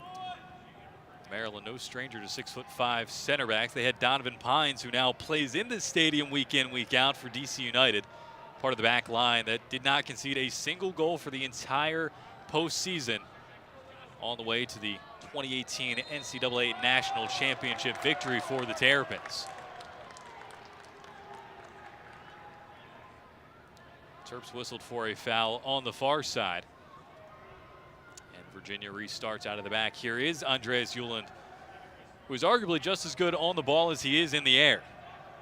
Has dispatched 2 penalty kicks this season, both coming in the last game against High Point.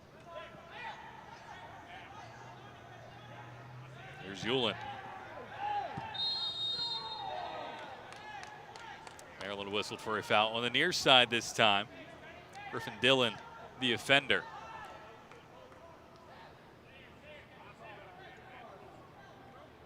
And not to take away from Virginia's back line either. They've produced products like Henry Kessler as well, now with the New England Revolution and Bruce Arena. No stranger to UVA soccer by any stretch of the imagination.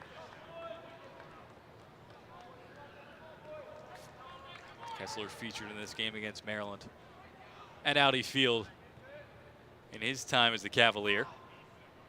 Here's Visa.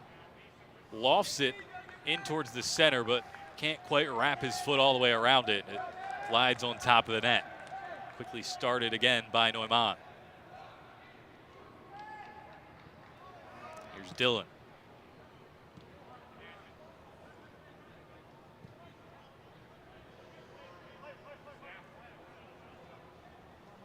Here's Stafford. Now Jason Russell Rowe turns and looks to come forward. Has a go from distance and got that one wrong. Trying to have a pop from distance, which he can do. We've seen him do it before for Maryland, but lack the execution. I think with that one for Jason Russell Rowe, you just want to see him take that one more touch. He was a good 25, 30 yards out there. You take that one more touch, you get into that 25, 20, maybe 18 range, and it's much more doable. You're also playing up a man, so there's a little bit more space out there to work with.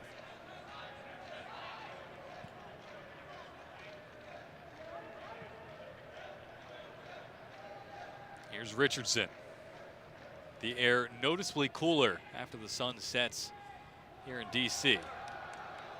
Talked about how steamy it would have been out there for the players in the first half. Here's Visa trying to get around Abe, and Abe was pushed down to the turf.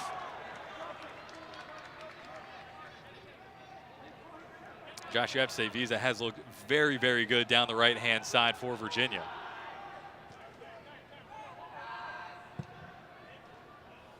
Quick switch of play. Here's George on the right side, defended by Berghold. Trying to cut onto his left foot. Has one from distance. It took a deflection. Brown was scrambling. And the flag is up on the far side.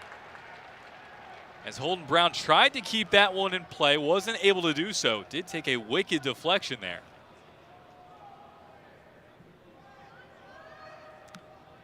See what Maryland decides to do on this corner kick. Have taken a lot of them short, and Stafford and Ben Bender are right there.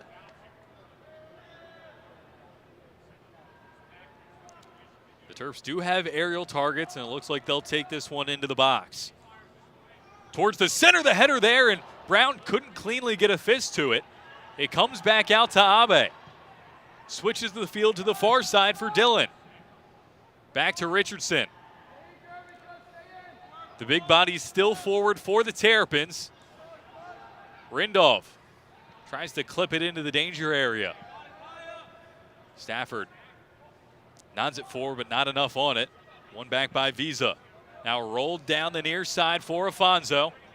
Skips around Abe. Afonso looking to take it on his own. And his shot ricochets off the back of Chris Rindolph. The Cavaliers win possession back with Ignacio. Here's Afonso again. Wearing the captain's armband as a sophomore. Very well worked by Virginia out of pressure. Nicholas Neumann, the Maryland goalkeeper, urging his back line forward to apply the pressure on what is a 10-man Cavalier team. Brown lobs that one all the way up over midfield. Dillon tries to get something on it. It falls kindly to Bender.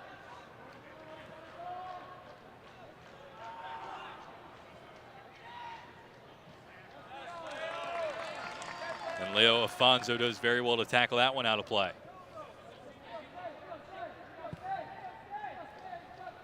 Abe switches to the right side for Richardson.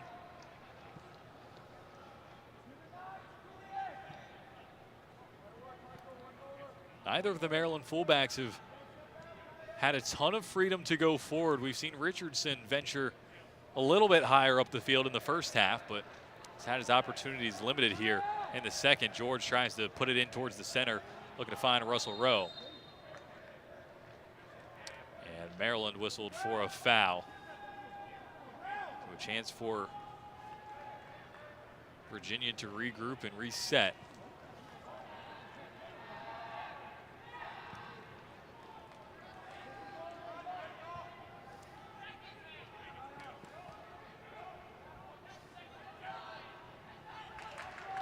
Here's Malcolm Johnston. Rolls it out for Nick Richardson, looking to combine with George. That pass just a bit off the mark, but George stays persistent. Cutting inside, and some contact at the edge of the box. No whistle, and we play on.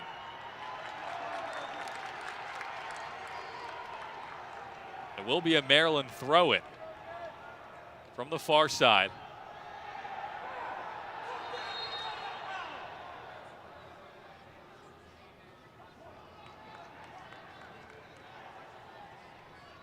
So a no call on the contact at the edge of the area, and then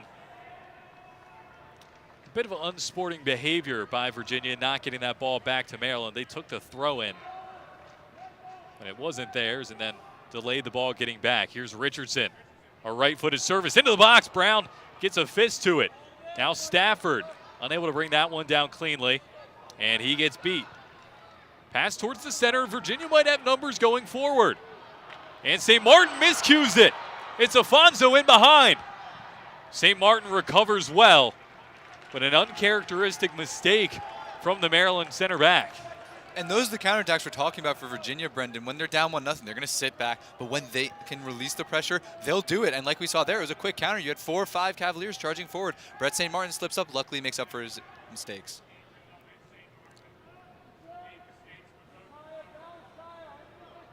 Here's Dillon, seeing extended minutes in this second half, in part due to the injury to Joe Suhetsky. And George trying to get around the corner, and some hands on the shoulder, and the referee points to the spot.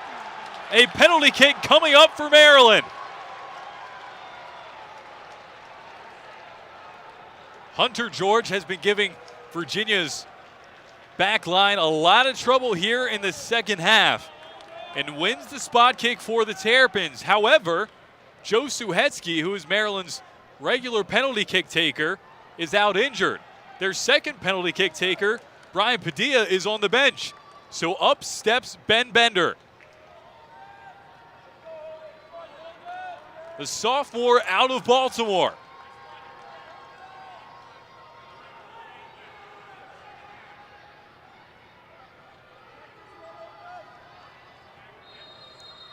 Ben Bender buries it.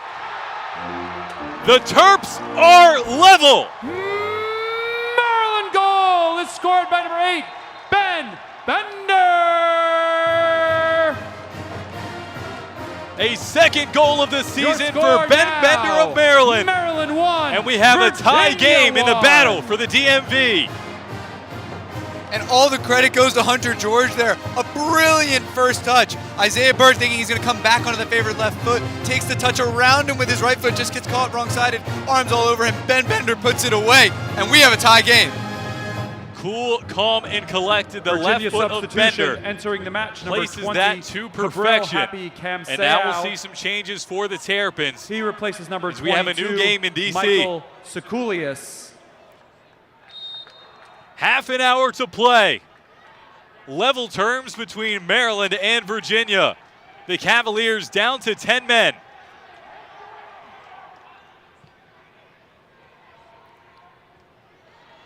And a bit of pep in the step by Maryland after they tie this game up.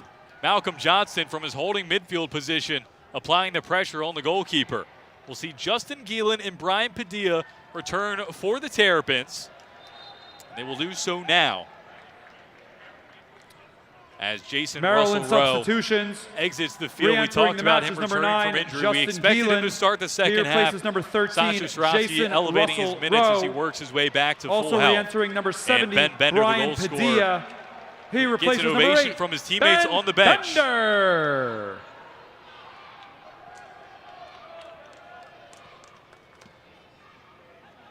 We're back underway with Kento Abe. So the front line for Maryland now. Stafford remains. Geelan in the center. Padilla wide on the right.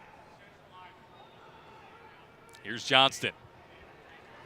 Just took his eye off that one. And now it's back with Virginia.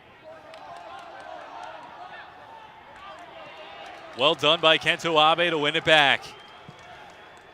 Here's George, who looks to have gone into the attacking midfield role, replacing Ben Bender. You got to think is only just getting a quick breather for his first rest of the game. As Afonso leads the charge for the Cavaliers. Visa on the overlap. Cross back towards the center. Afonso's there. A little bit of contact from Dillon. Virginia's bench wants the PK. And they're not going to get it as Maryland looks to break the other end. Here's George spinning inside, back to the left. Weaving his way through traffic is Hunter George. Again through the center. He's pushed down by Ulen. Not much in that one.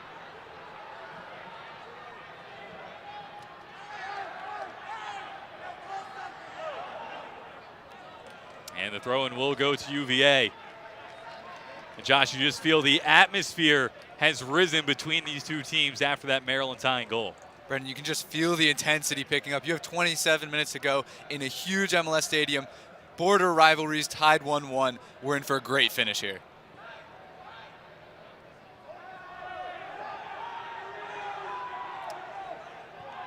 Again, Virginia's protests do not go answered by Callan Radisov. St. Martin put under some pressure.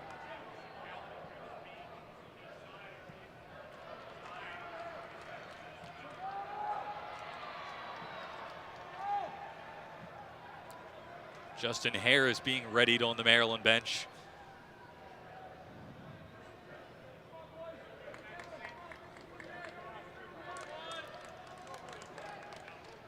There's Griffin Dillon.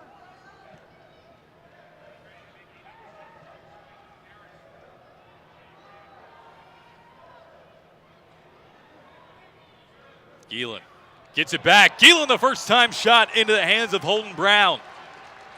Well worked by Maryland on the right side. But it comes to nothing in the end.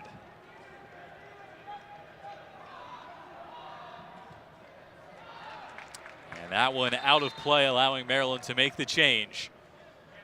Justin Maryland Harris substitution entering the match is number 20, Justin Harris. He replaces number 10, Caden Stafford. Maryland, safe to say, has dominated the possession, obviously being a man up here in the second half. They've made it count with a lot of attacking chances. They lead Virginia in shots 13-2. I'll say that again, 13-2. One of them being Virginia's goal from Michael Sekulius. Here's Richardson, has Padilla to his right and goes there. Padilla trying to skip in on his left foot, sends Richardson on the overlap. Served into the box and a good header away by Gerbig. He has been rock solid in the back for the Cavaliers. And Virginia wins a throw in on the far side, perhaps allowing them to just relieve a bit of pressure. They've been under a lot in the past couple minutes. I'd expect them to take as much time as they can with any throw-in, any goal kick, any corner kick. Just try to relieve that pressure, give themselves a break, because we haven't really seen that many subs from the Cavaliers either. There's going to be some tired legs out there when you're chasing the game 10 men. Of course, as you say that, we see Jeremy Verley being ready for Virginia. It'll be his first appearance. Curse of the commentator normally happens with plays, but I guess substitution's just as relevant. Here's Nick Richardson, one of Maryland's captains this year in his redshirt junior year. Geelan combining with Dillon. He'll bring it down under heavy pressure by Ignacio. Gets it off to Johnston. Rolls it out for Richardson. Looking to drive inside now. Richardson clips it out to the right for Geelan towards the end line.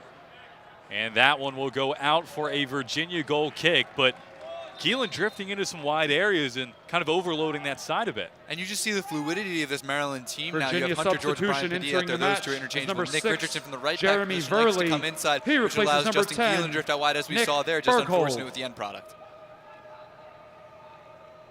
Get a look there as Nick Bergold is replaced. We mentioned Jeremy Verley, one coming in for him.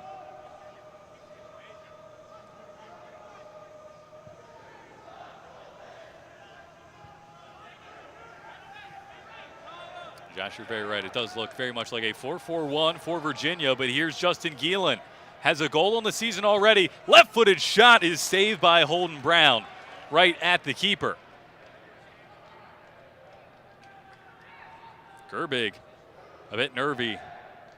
Now Euland will roll that one, trying to find Afonso. Abe read it well. Now Harris in a battle. Deflects off him last.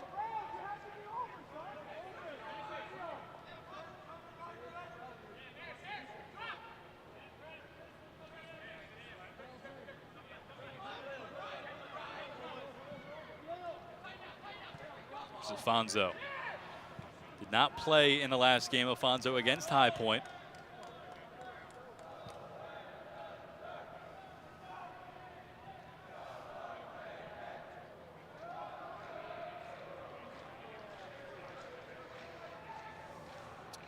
The traveling Maryland faithful singing their hearts out in the far corner. They did make the trek to the other side of Audi Field following the goalkeeper. And Sasha Swarovski not too pleased that he didn't get that call when he wanted it, and the referee will come over and have a chat. It was a strong challenge that went in against Abe from Afonso.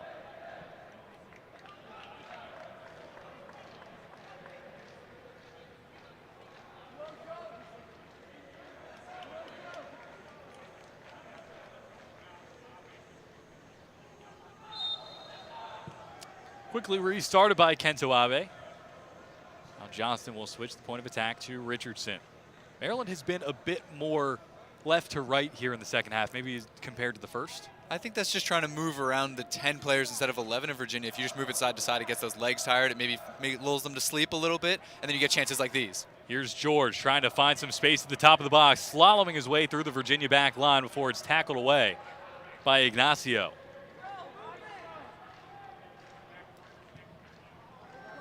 That one lobbed forward. Cabral Happy Kamseu is in the game for Virginia. Hasn't really seen much of the ball, so I'm not sure if I've mentioned him just yet, but he is in there, and he's playing as a lone forward in Virginia's makeshift 4-4-1. Fonzo has come over to the right side, and Verley, after subbing in for Berghold, has gone over to the left. Get a look there at Kaya Ignacio. He was the one that took it off the foot of Hunter George. Ignacio, 2 goals and an assist in 13 games last year as a freshman. Now Visa at the end line. Defended by Rindov as he's isolated. He comes out on top. Passes forward for Justin Geelan. And he will hold up play for passing it off for Harris. He's closed down. Now Maryland will perhaps be a bit more patient. Josh, you touched on it. There's a lot of freedom between the front 3 for Maryland with Geelan, George, Harris, and Padilla. Justin Geelan being the furthest left player right now and typically a center forward. And we talked a lot about that left to right movement. There's the fluidity now. I think it's now about finding forward and back, finding those areas between the lines of that midfield and defense from Virginia to see if they can create any chances as Virginia gets a chance on the counter. Justin Geelan wanted a foul call there and didn't get it as he will track back. And Maryland wins it back. Maryland's counter press has been fairly good this evening. Something that Sasha Swarovski has urged his team. After that game against UMBC that was 4-3 in the end, you know, it's a win for Maryland. They scored 4 goals, but Sasha Swarovski not really pleased after that because it was 4-1 and Maryland conceded 2 very quick goals toward the end of the game. And they really just kind of switched off. So he urged his team last time out against George Mason to be more solid defensively and solid in transition moments. They were, and they got that win. How have you kind of seen that play out now against a higher caliber team? I think it's played out pretty well. When Virginia, even when they had 11 men, they had the one chance they put a goal away, but as we said, only 2 shots. It's really nothing to do for Neumann other than the 1 goal. And so now with 10 men, it just makes it even easier. They can play composed, they can play out of the back, they can take some chances playing some forward passes instead of just playing side to side. And we'll see over these next 19 minutes with, I'm sure Virginia will get 1 or 2 counters, what will happen. 2 Virginia changes being readied at midfield. They'll enter in a moment. Here's Maryland sending Harris for a run in the corner. Ignacio is there to shield it out, and Harris whistled for the foul, a bit too eager. Applying that pressure. Justin Harris, now a junior out of Clarksville, Maryland, and River Hill High School.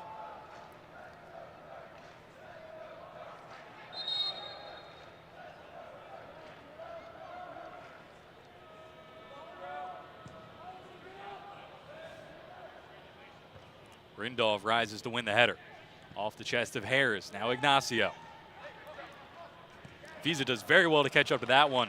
Abe read it well and ushers it out of play. Now coming in Virginia for substitution, Virginia entering the match, number 2, William Citron. The junior out of Eastchester, New He York. replaces number 3, Eric Isaiah Kiloshu, Bird. the freshman out of Roanoke. Also entering the match, number 24, Eric Kiloshu. He replaces number 7, Leo Afonso. And entering number 12, Ankh Nibogoda. He replaces number 20, coming into the game as well. Gabriel Happy scored the game Kinseo. winner in the 87th minute against Western Michigan. That was his debut. Not a bad way to start off for Nibogora. Ball over the top. Here's Ignacio with a bit of space in the box. He gets a shot away, and it slides just wide of the near post. Neumann did not have that covered. And it's another chance for the Cavaliers off one of those huge diagonals. It just was all too easy. Ignacio given all the space and time he wanted to come inside and try to pick out that near post.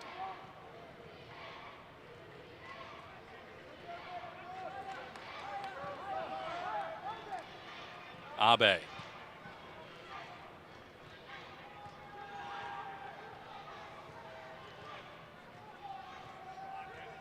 Josh, we often talk about Maryland playing a 4-3-3, and you can kind of pick out a 6, an 8, and a 10, a holding midfielder, a box-to-box, and an attacking midfielder. I'd argue that's maybe not the case with Johnston and Dillon in there right now, as Harris serves one towards the center. Gielan trying to rise to meet it. Eventually Virginia clears it, but they kind of seem to be alternating, maybe a bit of a double pivot almost. It's a double pivot, but it's not even 2 6s. It's almost 2 8s, as Nick Richardson has a shot that goes a little wide and high. But it's almost 2 8s because you don't necessarily need that 6 when Virginia only has that one striker. So it's 2 8s and then a 10 in front of them. And at times it's even 1 8 and 2 10s. So Sasha Ostrovsky just pushing those numbers forward.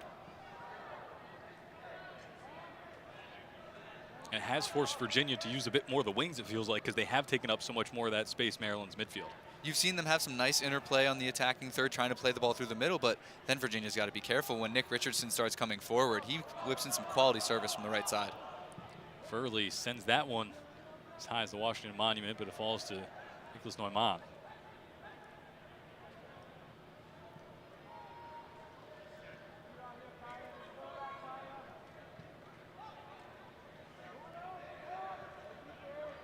Here's George. Johnston.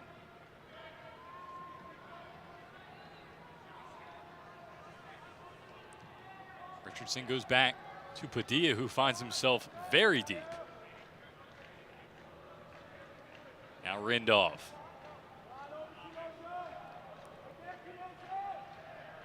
As we enter the 75th minute of play. Still tied at 1 between Maryland and Virginia in this local rivalry played in our nation's capital. It's really becoming a great tradition in college soccer. These two heavyweights battling out at a beautiful Audi Field, opened back in July of 2018. DC United's first game. And then hosted this game, the first collegiate game at the stadium, Labor Day weekend of 2018. Harris is shouldered off the ball and out for a Virginia goal kick. So Josh, there's 14.5 minutes left to play. Would Virginia be happy with a point? I'm not too sure. I think they'd be thrilled with a point. I think that they might try and sit back even more. I think you might see a defender thrown on for that 1-4 and play a straight 5-4. I think you might see Maryland throw some fresh legs on the attack. There's Gielan gets a chance here. Clips it towards the center. George was lurking. Was a bit too aggressive with the arms. And a let-off for Virginia. But as we see down here, like I was saying, I wouldn't be surprised to see Sasha Ostrovsky throw some fresh legs up top. We see Caden Stafford and Jason Russell-Rowe getting ready below us. I wouldn't be surprised if Ben Bender and maybe even Joshua Bolma was a part of that group and just throwing a completely new, fresh front four. We have not seen Joshua Bolma at all in the second half. Very interesting to note as he was electric on Friday night against George Mason and had some positive moments in the first half when he was subbed off. Sasha Ostrovsky did have a lengthy conversation with him on the sideline, and well, we haven't seen Bolma since. Curious to see what the thought process is there from Sasha Ostrovsky as Richardson looks to drive forward. Richardson through the back line and tackled away by Gerbig. Still alive for the Terps. That cross a bit too strong, and Harris will run that one down.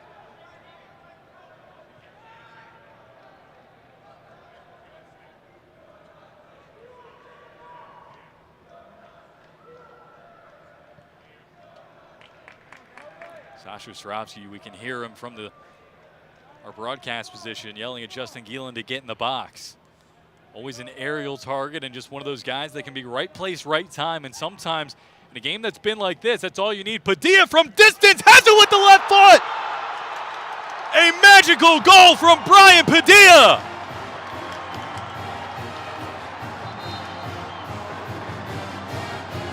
An absolute screamer. Padilla shows up with the left foot to curl that into the upper 90, giving Maryland the lead.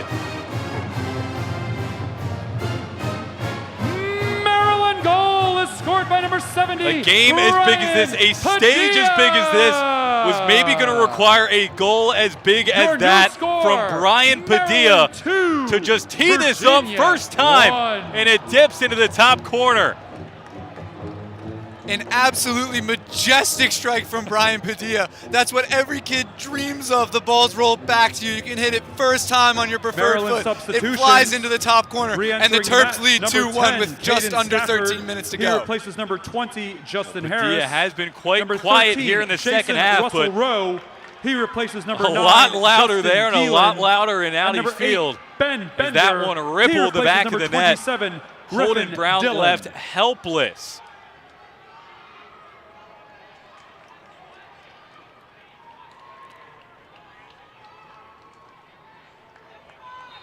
Maryland did end up making the changes. Jason Russell-Rowe, Stafford, and Ben Bender coming back into the game as Maryland now finds themselves leading 2-1.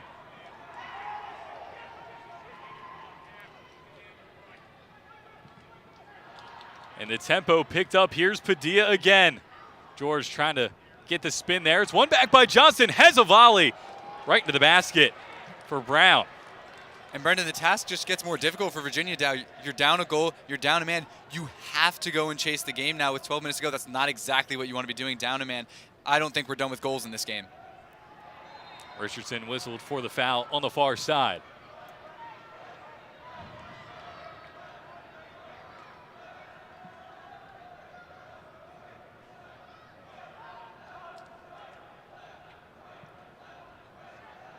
Here's Uland. Now Kiloshu tries to send it into the corner for Paul Visa, but a bit too strong.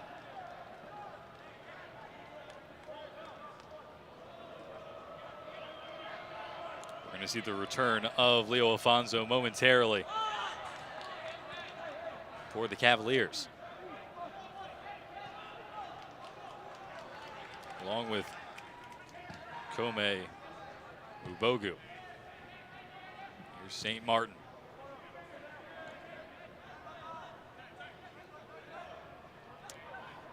Worth noting that Holden Brown has climbed up to 9 saves so far tonight, off 17 shots from Maryland, 11 of them on frame. A combined 28 fouls between these two local rivals.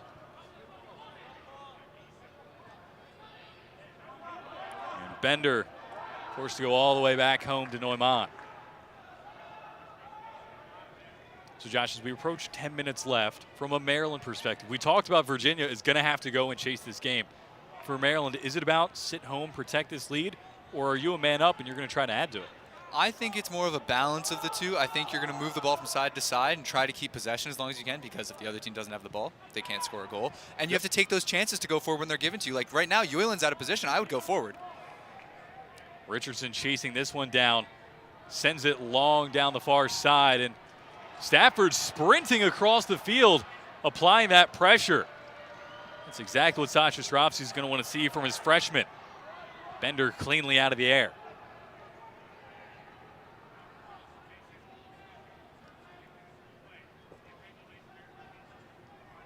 Maryland able to slow the tempo down just a little bit now with a 1-goal lead courtesy of Brian Padilla.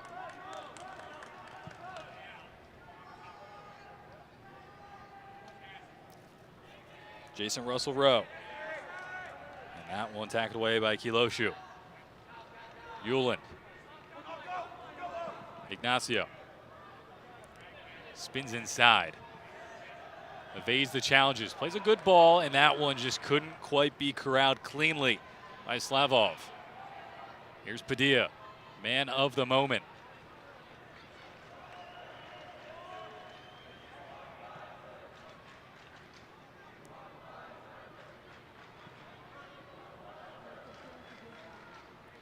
Nine minutes left in this contest. Maryland leads 2-1. Ball over the top. Stafford running this one down. Jason Russell-Rowe in the center for the Terrapins. A long distance effort, and not sure if it was a shot or a cross, but nonetheless, it ends up in the hands of Holden Brown. And we can see Sasha Ostrovsky below us saying, Caden, calm, Caden, calm. You're up 2-1 with under 9 minutes to go. Just keep that ball, wait for an option, and keep possession around their 18.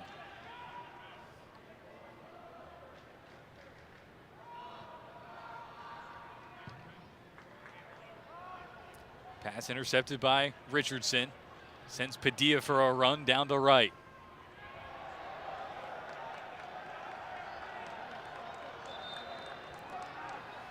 And now we will finally Virginia see the substitutions re-entering the match. Number 7, Leo Afazo.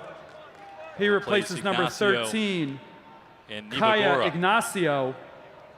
Ignacio has been fantastic for Virginia today. Also back into the match, really number 26, Kome Obagu. He replaces number 12, here at Audi Field. Nibo Godar. Here's George on the left foot. Slips it for Jason Russell-Rowe on the right foot, and that one high and wide just did not get the contact he wanted. But another dangerous moment for Maryland.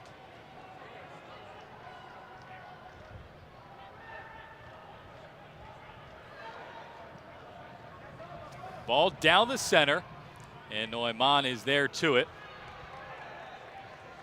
Bogu initiating a little bit of contact against the German goalkeeper. Has not registered a save tonight, Neumann, mind you. Has been involved in some moments, but nothing that's been considered a save.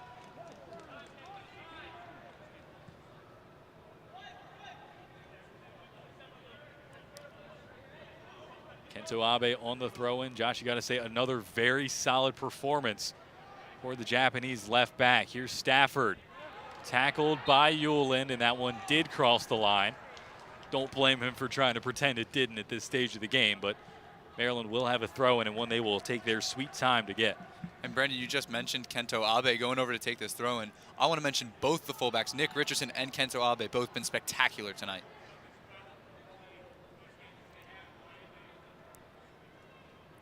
Here is the aforementioned Abe. Looking to combine on the left side. George in for Jason Russell-Rowe. Russell-Rowe trying to find an inch of space. Passes off to Padilla. Clips it inside. Header dealt with. Padilla knocked into. No call as Virginia looks to come the other way. Afonso evades a challenge. Ball to the far side. Richardson out to meet it towards the back post. And not what Gelnevach would have wanted from his side. A wasted opportunity to come down the other end. And Brendan, you just wonder, with under 6 minutes to go, will that be Virginia's last chance? And just a waste of a cross as Maryland can now take their time and get out. You need to capitalize on those. You see, didn't wrap his foot around the ball there and sailed well over Neumann's goal. But Stafford could be in behind here. Visa trying to make it a little bit more difficult, as he has done all night. Stafford gets around his defender. Was held back. Sasha Surovsky protesting the no call there. Johnston fizzes it out to Richardson. A bit too high. Padilla keeps it alive for the Terps. Return ball in the center. Padilla trying to run it down, but ran out of space. Did seem like Stafford might have been held back there a little bit. There was a shirt grab before that, and then when he got around, there was a bit of contact, but nonetheless, we play on. And that foul will be called against Ueland. And some jawing between Stafford and Ueland. And Brendan, just going back to that last play where we saw Caden Stafford holding it up, you can't say he wasn't asking for it. He's asking for the body checks and then goes for the little Meg, and you're just asking to get kicked at that point.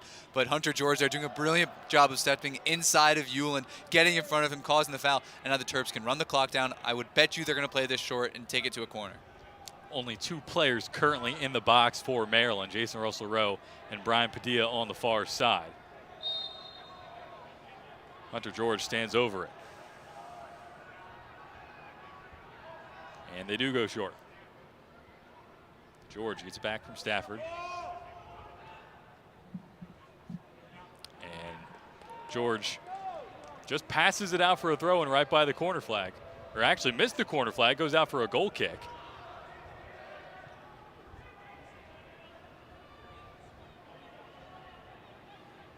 Jason Russell-Rowe still applying the pressure though. Talked about him getting more minutes on his way back from injury. First time ball over the top by Richardson. Russell-Rowe trying to bring that one down cleanly, could not do so. And Eric Kiloshu reads it very well and puts it out on the far side.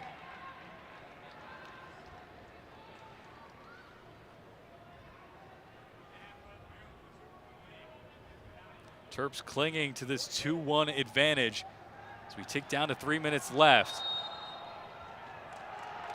And Richardson whistled for the foul on the far side, quickly restarted by Virginia.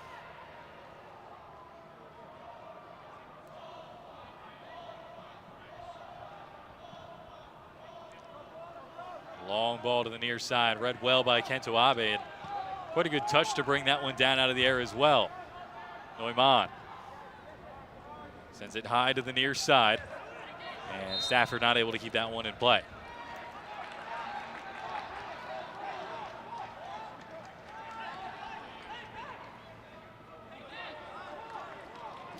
Cavaliers inching their way forward with throw-ins. Here's Verley. Now Visa going to work on Kento Abe. And the sophomore does very, very well to usher that out of play. Kento Abe yet again, just getting his body in front of it. He's been all over that left side for Maryland, absolutely brilliant. And he's just been all over the place again. Body in front, take the man with him, take the contact, win your side a goal kick. Josh, you got to think. Not sure how long Alexander Nitzel will be out of commission for Maryland, but Kento Abe, certainly something to say about that starting left back spot as George tries to get around Hewlett. And just a bit of a miscue on the touch takes it out of play. It's never a bad thing to have defensive depth, Brendan. I think if Nitzel comes back, obviously him and Abe will start for that spot, but you can give your left fullback a break with other quality left fullbacks. It's a great thing. Richardson does very, very well. And that one's going to go out for a Virginia throw-in. They will try to get bodies forward. You mentioned depth at left back. I actually ran into Matt DeRosa the other night, former Maryland left back and national champion, scored the goal in the College Cup semifinals, and he joked that it's good to see Kento Abe out there because there's several times where Matt DeRosa just had to play because they didn't have a ton of depth in the back. And that's certainly something that Maryland still doesn't have a ton of this year. But Abe making the most of his chance.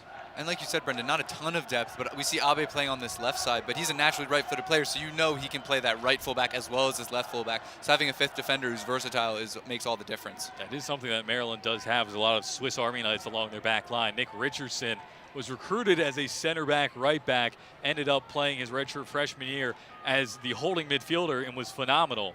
And then last season, just out of necessity, was moved to left back, center back, right back, played everywhere across the back line. Sasha seems to have settled with him at right back, but between Nitzel being able to play every position on the back line, Richardson and then Abe either fullback spot. Certainly some good options for Sasha Surovsky. As Jason Russell-Rowe appears to be cramping up a little bit. We tick down to 35 seconds left in this one. And you're hoping that's just a bit of cramp for Russell-Rowe because he's been really unlucky with injuries. And to see him go down now, you just hope it's just that lack of match fitness that involves a little bit of cramp, and you hope it's not something that keeps him out for a few weeks. Maryland substitution, re-entering is number 9, Justin Geelan. So he replaces number 14, Joshua Bolma. Replacing Jason Russell-Rowe, and he will exit on the far side as per the recent international rules that have players exit the field on whatever side is closest to prevent a bit of gamesmanship, which frankly the Terps would be more than fine with at this point of the game. 40 seconds left now. Abe cuts back inside around Verley and just lumps it forward. Stafford takes a spill to the turf well off the ball. It was him and Hewland who were exchanging pleasantries not long ago.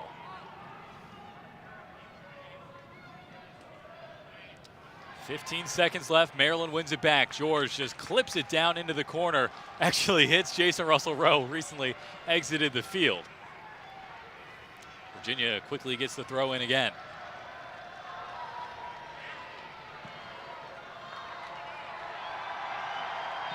Another battle for the DMV in the books, and Maryland comes out on top for the first time in the third installment.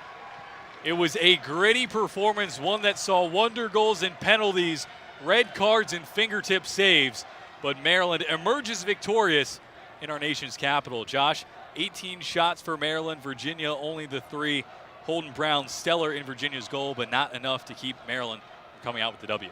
It was fairly evident from the beginning of the second half, Brendan, that there was only going to be one winner from this game. Maryland pressed for that second goal. I had no idea it was going to come from a wonder strike like that. But hey, anything works, and Maryland comes away 4-0, still undefeated on the United season. thanks you for your Michael support. Sekoulias has put the Cavaliers ahead with We his remind you that first Maryland's collegiate next goal match in the is first half. Saturday, September Daniel Wright 11th was sent at off number at the 5 end of the Georgetown at first 1 half. p.m. And the next Terps home got match at the Ludwig leveler Field through in Ben College Bender Park at the spot, is on September and a 17th wonder goal from against Brian Michigan Padilla, at first time 6:30 with the p.m. left boot.